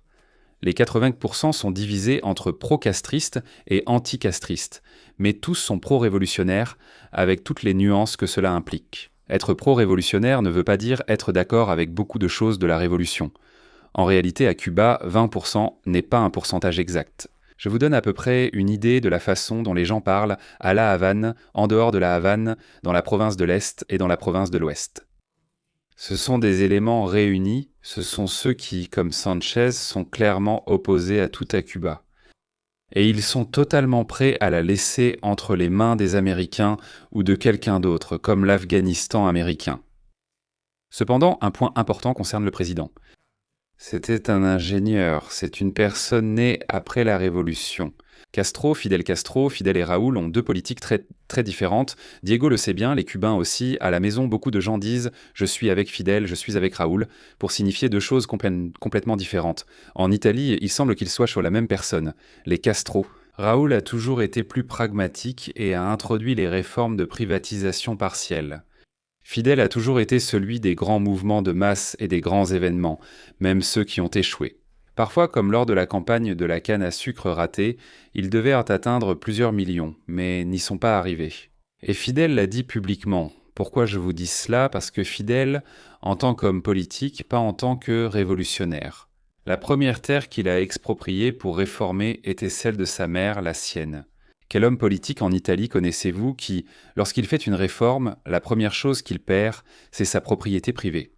C'est pour vous faire entrer dans la mentalité cubaine de cette partie révolutionnaire qui te dit, sur ce point précis, qui te dit. Lui au moins a testé les erreurs sur lui-même, alors que Díaz-Canel semble, pour l'instant, être décrit comme quelqu'un de bon cœur, c'est l'image donnée. On le décrit comme une personne de bon cœur, comme quelqu'un qui aime Cuba, mais beaucoup disent aussi que c'est quelqu'un qui ne semble pas avoir la poigne, que Fidel avait. Et j'ai continué à entendre tout le monde répéter cette phrase. Si Fidel était là, si Fidel était là. Le plus drôle, c'est que chacun entend et dit quelque chose de différent, tout en pensant à un autre aspect de la même phrase. Ensuite, je leur ai demandé, j'enquête évidemment, et ils affirment que le résultat diffère. C'est important, car cela montre que la sagesse et la pensée des gens ont ce repère. Comme on dit au moins lui quand il a fait les choses, même en se trompant, il les a faites à ses propres dépens. Et ça, en ce moment, à Cuba, ça reste vraiment. Mais attention à la jeunesse. En 2015, j'ai parlé avec l'ambassadrice du G4 de Cuba à New York. Tu es dans une salle sombre avec un téléphone rouge, celui utilisé, entre autres, dans divers contextes difficiles, et une image de Fidel Castro.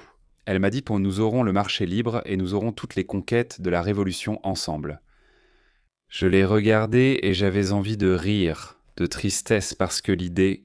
Quelques jeunes Cubains, ou moins jeunes, elle doit avoir 30 ans maintenant, il y avait un représentant du G4 à l'ONU, une diplomate cubaine, 23-24 ans. C'est l'une des conquêtes de la révolution liées à la culture dont parlait Diego, que tu pouvais accéder, comme Yuri Gagarin, à n'importe quoi. C'est similaire aussi dans un petit morceau de l'Union soviétique initiale. Mais elle, qui doit avoir 30 ans maintenant, j'espère réussir à la retrouver. Elle avait cette idée que beaucoup de jeunes Cubains ont, qu'on peut intégrer les deux choses, qu'on peut avoir le droit social. L'assistance aux personnes âgées, ils étaient dans une file l'autre jour et quand des personnes âgées ou des femmes enceintes arrivaient, on les laissait passer tout de suite. Il n'y avait même pas à y réfléchir. Il y a des allocations pour les personnes handicapées. Ici derrière, près de l'escalier de l'université de la Havane, un nouveau projet, similaire au restaurant italien employant des personnes handicapées, existe depuis quelques mois pour elles. Créé par l'État cubain, c'est-à-dire qu'il continue à fournir de l'assistance. Et aussi le discours sur les transports dont je vous ai parlé tout à l'heure, la subsidiarité des transports, ce mécanisme, vous voyez, la mentalité cubaine est compliquée et la situation cubaine est compliquée. De nombreux jeunes pensent de vouloir notre marché, car ils sont assez intelligents pour le comprendre et assez cultivés pour le désirer. Et ils pensent que Cuba peut devenir l'Italie, ils ne pensent pas que Cuba deviendra le Nigeria. Et cela, c'est faire comme la Chine, le capitalisme d'État. Il y a quelqu'un qui croit à cette chose, mais pas parmi les jeunes, il y a quelqu'un. Du côté de Raúl d'ailleurs, Castro, c'est justement cette ligne que tu as citée, celle de Raúl Castro, en réalité, qui croit en cette chose. D'ailleurs, il y a une semaine, après l'aggravation de la situation, ils ont ouvert les investissements. Pour la première fois depuis quelques jours, les Cubains de l'étranger peuvent faire des affaires sur l'île. Mais c'est une manœuvre faite en urgence, et actuellement d'ailleurs, elle ne donne aucun résultat, il n'y a vraiment rien. Comment fonctionnent les produits à Cuba ? En lien avec cela, tu vas acheter un produit, ça ne te coûte pas cher. Tu en achètes 50 comme les billets de stade en Italie il y a 5 ans. Et tu les revends plus cher. Tu te retrouves avec ceux qui les revendent, ils les revendent aux touristes ou à d'autres contractants étrangers. Résultat, le produit qui t'arrive à la fin. Un œuf à Cuba coûtait 33 centavos. 33 centimes, maintenant il coûte 2 pesos la boîte d'œufs. Maintenant, je l'ai rêvé avant.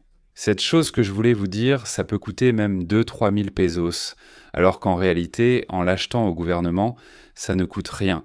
Elles sont toutes prises et revendues. Aujourd'hui, je parlais avec un policier de la Guardia di Finanza cubaine qui me disait qu'ils ne savent plus quoi faire. Parce que surtout les jeunes, qui sont les mêmes que ceux de la criminalité, pour la plupart, pas tous, commencent à faire des triples reventes. Et donc, quand une mère veut acheter du lait qui est subventionné et ne coûte rien, la partie positive de la révolution, elle n'en trouve pas.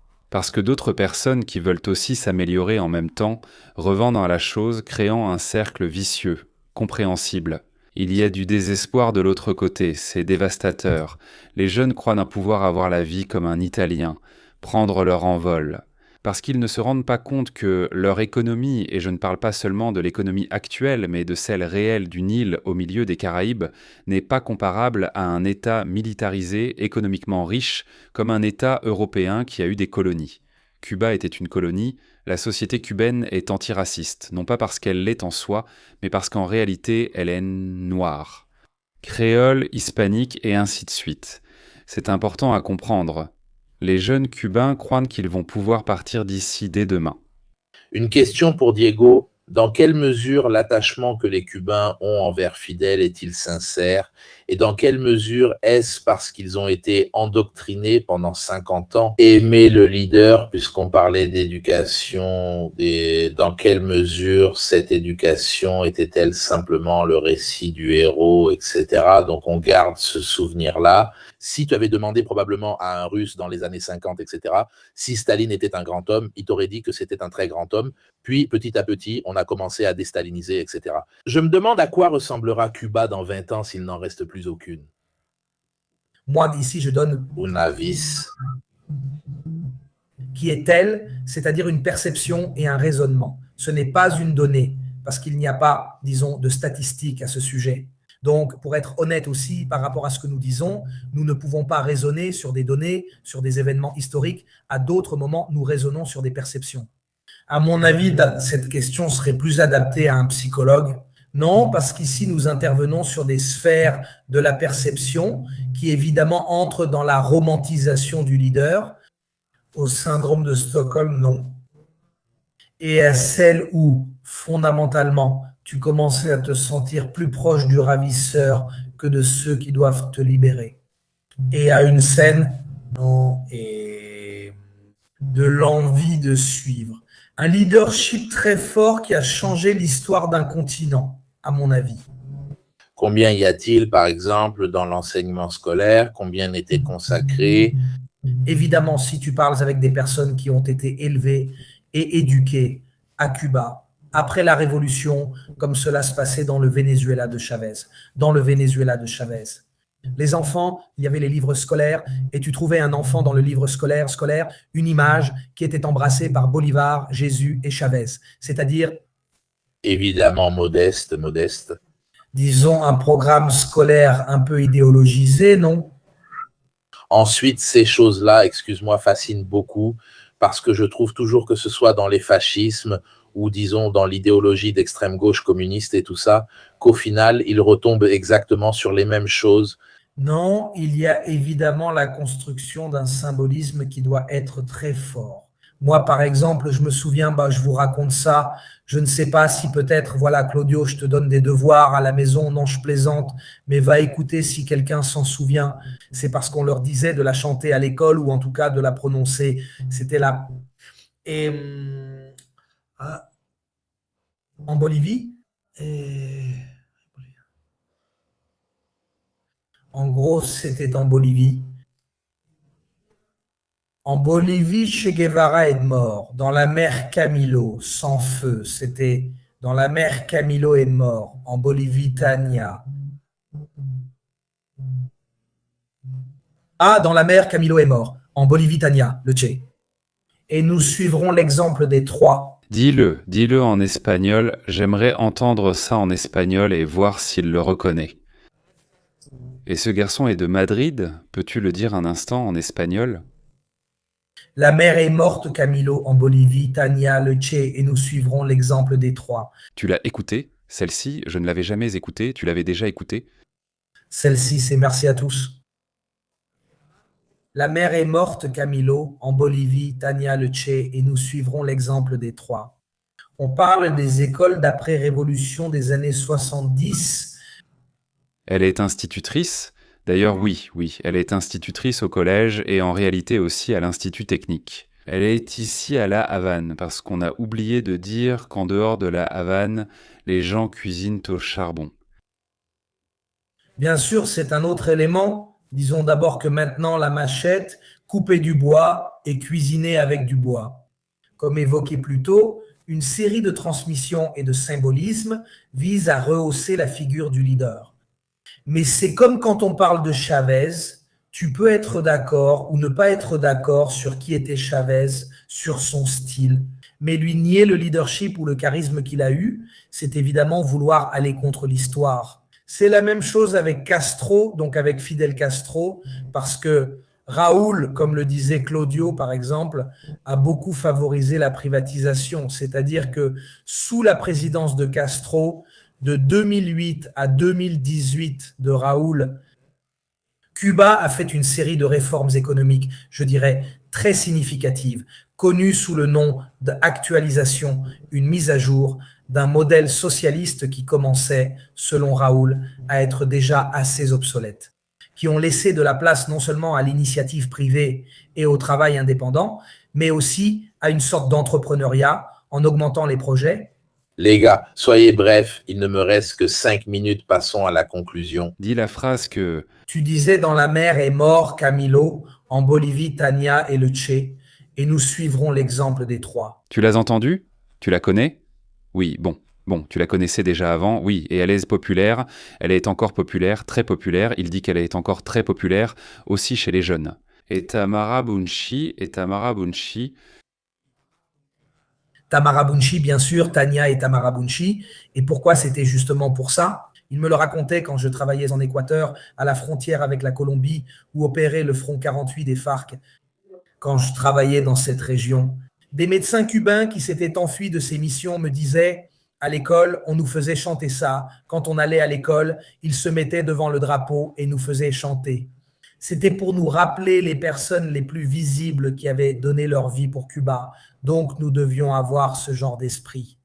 Donc, je répète, évidemment, il y a plusieurs éléments, mais le leadership de Castro, en partie, à mon avis, c'est-à-dire se vendait tout seul.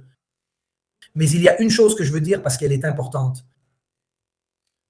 Si Cuba, la Cuba que nous connaissons, devait tomber, et pas de la manière historique, naturelle, des pays qui connaissent des changements internes, qui peuvent donc amener, par exemple, avec Raúl Castro, à des réformes, Soit le nom qui s'est libéré, s'ils n'ont pas ce processus interne. Mais si Cuba en vient à être renversé, parce qu'on parle de vouloir renverser le système cubain, en ce moment, comme Trump veut le faire, on éteint probablement la dernière flamme en Amérique latine de la possibilité de quelque chose de différent. Parce que le forum de Sao Paulo, quelqu'un l'a mentionné dans les commentaires, dans les années 90, d'où sont-ils apparus? Lula, Chavez et d'autres présidents qui ensuite ont émergé, nous en avons parlé. Non, Mirko, tu te souviens de la vague rose lors des 2 cycles? Non, ils se sont toujours basés sur un principe. Cuba était le point de départ, le point de retour, le grand courant idéologique, celui qui avait réussi à résister à la pression des États-Unis. Si Cuba devait tomber, aujourd'hui, il n'y a personne en Amérique latine capable de reprendre cet héritage, qui est très important. Mais une fois que c'est déjà tombé, le Venezuela, avec toutes les erreurs que le Venezuela a commises, ou que je pense qu'il a commises, nous savons, il n'y a personne en ce moment. Claudia Sheinbaum n'est pas en mesure. En ce moment, Claudia Sheinbaum n'est pas en mesure de pouvoir, disons, équilibrer une possible chute, une possible disparition de Cuba. En ce moment. Aussi parce qu'après Chiapou, après le Mexique, en ce moment, voilà, il n'y a aucun problème par rapport à ce que l'administration Trump veut. Et Claudio demande, vas-y, simplement ce que m'ont dit les Cubains que je rencontre ces jours-ci, etc. Nous devons protéger notre socialisme, mais en réalité, nous devons le mettre à jour et le modifier. Ce que plusieurs, surtout ceux qui réfléchissent un peu plus, aimeraient, c'est que ce qui est juste, qui fonctionne, qui est beau, qui a du sens, continue. Mais que tout le reste doit être mis à jour et modifié pour 2026. Je l'ai entendu dire plusieurs fois, surtout par des personnes un peu plus âgées, entre 35, 45, 50 ans, ils continuent à le répéter. Nous avons bien agi, mentionnant de nombreux points justes avec Diego lors de ce direct. Mais il doit être mis à jour, c'est-à-dire qu'il ne doit pas être fracturé, devenir le jardin de quelqu'un d'autre, parce qu'ici on risque bien plus qu'un simple couteau dans la rue. On risque de devenir comme l'Amérique du Sud ou certaines zones d'Amérique centrale. Exactement, on risque de devenir Haïti. Alors que Cuba a toujours été, pendant des décennies et un peu moins maintenant, sûr, avec un accès pour beaucoup, un bastion, comme le disait Diego, avec toutes ses difficultés et contradictions, mais effectivement avec certains indicateurs sociaux d'espérance de vie. Et d'autres semblables aux nôtres, mais avec un 5/100 de l'argent que nous avons. Pourtant, beaucoup disent, justement pour cette raison, beaucoup disent. Nous devons réussir à préserver cela, mais on ne peut pas continuer comme ça. Nous devons tout mettre à jour pour 2026 et trouver quelque chose de nouveau. Et on utilise une vieille expression pour le dire, révolution permanente. Ils continuent de répéter. Alors, je dis ceci pour conclure. Je ne supporte absolument pas le système qu'ils ont là-bas, tout comme je n'aime pas tout ce qui était lié au système soviétique en soi. Mais je crois que chacun peut se gouverner comme il l'entend. Et que ce sont les peuples qui doivent décider s'ils ne veulent plus adopter ce système, pas les gouvernements des autres pays. Donc, qu'ils fassent ce qu'ils estiment être le mieux et j'espère qu'il n'y aura pas d'ingérence extérieure. Dernière chose, puisque Claudio est là aussi pour apporter son soutien, il a mené cette mission de solidarité. Je vous mets le lien parce qu'il a apporté des panneaux solaires pour recharger. Évidemment, c'est ce qu'il faut, puisqu'ils n'ont pas la possibilité de le faire eux-mêmes. À mon avis, quand il y a de la solidarité, nous l'avons fait pour le tremblement de terre au Maroc, nous l'avons fait, je l'ai fait aussi à titre privé. En ce qui concerne ceux qui apportent une assistance sanitaire en Ukraine, c'est toujours une bonne chose. Peu importe si ce système me plaît ou non. Je suis pro-américain, pro-cubain, trotskiste, comme vous voulez. La souffrance des gens, si on peut aider, moi j'aiderais. Que ce soit quelqu'un qui se croit ultra-fasciste, si je le vois dans la boue et souffrant, ou que ce soit un super communiste. Parce que l'humanité va au-delà de l'idéologie, au-delà de ce qu'on aime ou de ce qu'on n'aime pas. Il faut bien se le mettre dans la tête. Restons humains, et je dis juste cela parce que ça n'a pas... Excusez-moi, il manquait un point. Je suis quand même ici en mission de vérification et de diffusion, et en plus comme je le fais souvent. Toute personne souhaitant bénéficier de mon engagement peut soutenir et concrétiser la mission, tout en appuyant cette action solidaire. Pour être clair, comme l'a dit Mirko, ce sont des panneaux portables et pliables pour recharger. Nous en avons utilisé un récemment pour les téléphones et lampes torches. Comme vous pouvez l'imaginer, deux des choses les plus importantes dont on a besoin en ce moment. Je suis ici de façon indépendante, autonome, à un moment où il y a aussi un convoi solidaire international, avec plus ou moins de critiques, qui fait partie des événements. Donc je suis toute la situation à Cuba, y compris cela, mais je ne fais pas partie de ce convoi, ni d'autre chose. C'est une mission comme tant d'autres. Mirko, vous le savez, je viens souvent parce que vous m'offrez de l'espace et des possibilités, mais je reste toujours autonome. Donc vous qui le suivez, et ceux qui suivent peut-être aussi Diego, si vous voulez continuer à soutenir l'engagement sur le terrain. Les avions, la nourriture, tout ça, ça coûte, il faut ça, soutenir la mission, et dans ce cas aussi cette intervention solidaire. Ce sont 20 panneaux pliables pour téléphone portable et lampes de poche. Pour être précis, merci, nous tenons à le préciser, étant donné que... D'ailleurs... C'est en avance, non, dis-le, pourquoi? Ah, tu dois y aller aussi? Non, je dis, le coût des panneaux... Que Claudio a justement anticipé, qu'il a anticipé comme le bateau, il a tout anticipé, donc c'est ça l'histoire. Je remercie énormément Diego Battistessa et Claudio Locatelli. Je vous donne rendez-vous mardi où nous parlerons à nouveau de l'Iran parce qu'il s'y passe des choses et nous devons les suivre de près. Donc, il y aura avec moi Daniele Moro, Fontana et Lanzara. Nous serons un peu politiques, un peu techniques pour démystifier certains mythes parce que entre les abattages d'amis, cela s'est produit. Peut-être il y a beaucoup de confusion. Ensuite, on se concentre sur les détails, comme les 2 missiles lancés sur Diego Garcia, et puis on ne regarde pas les grands schémas de ce qui est en train de se passer. Donc, merci à tous et bonne nuit. On se voit mardi.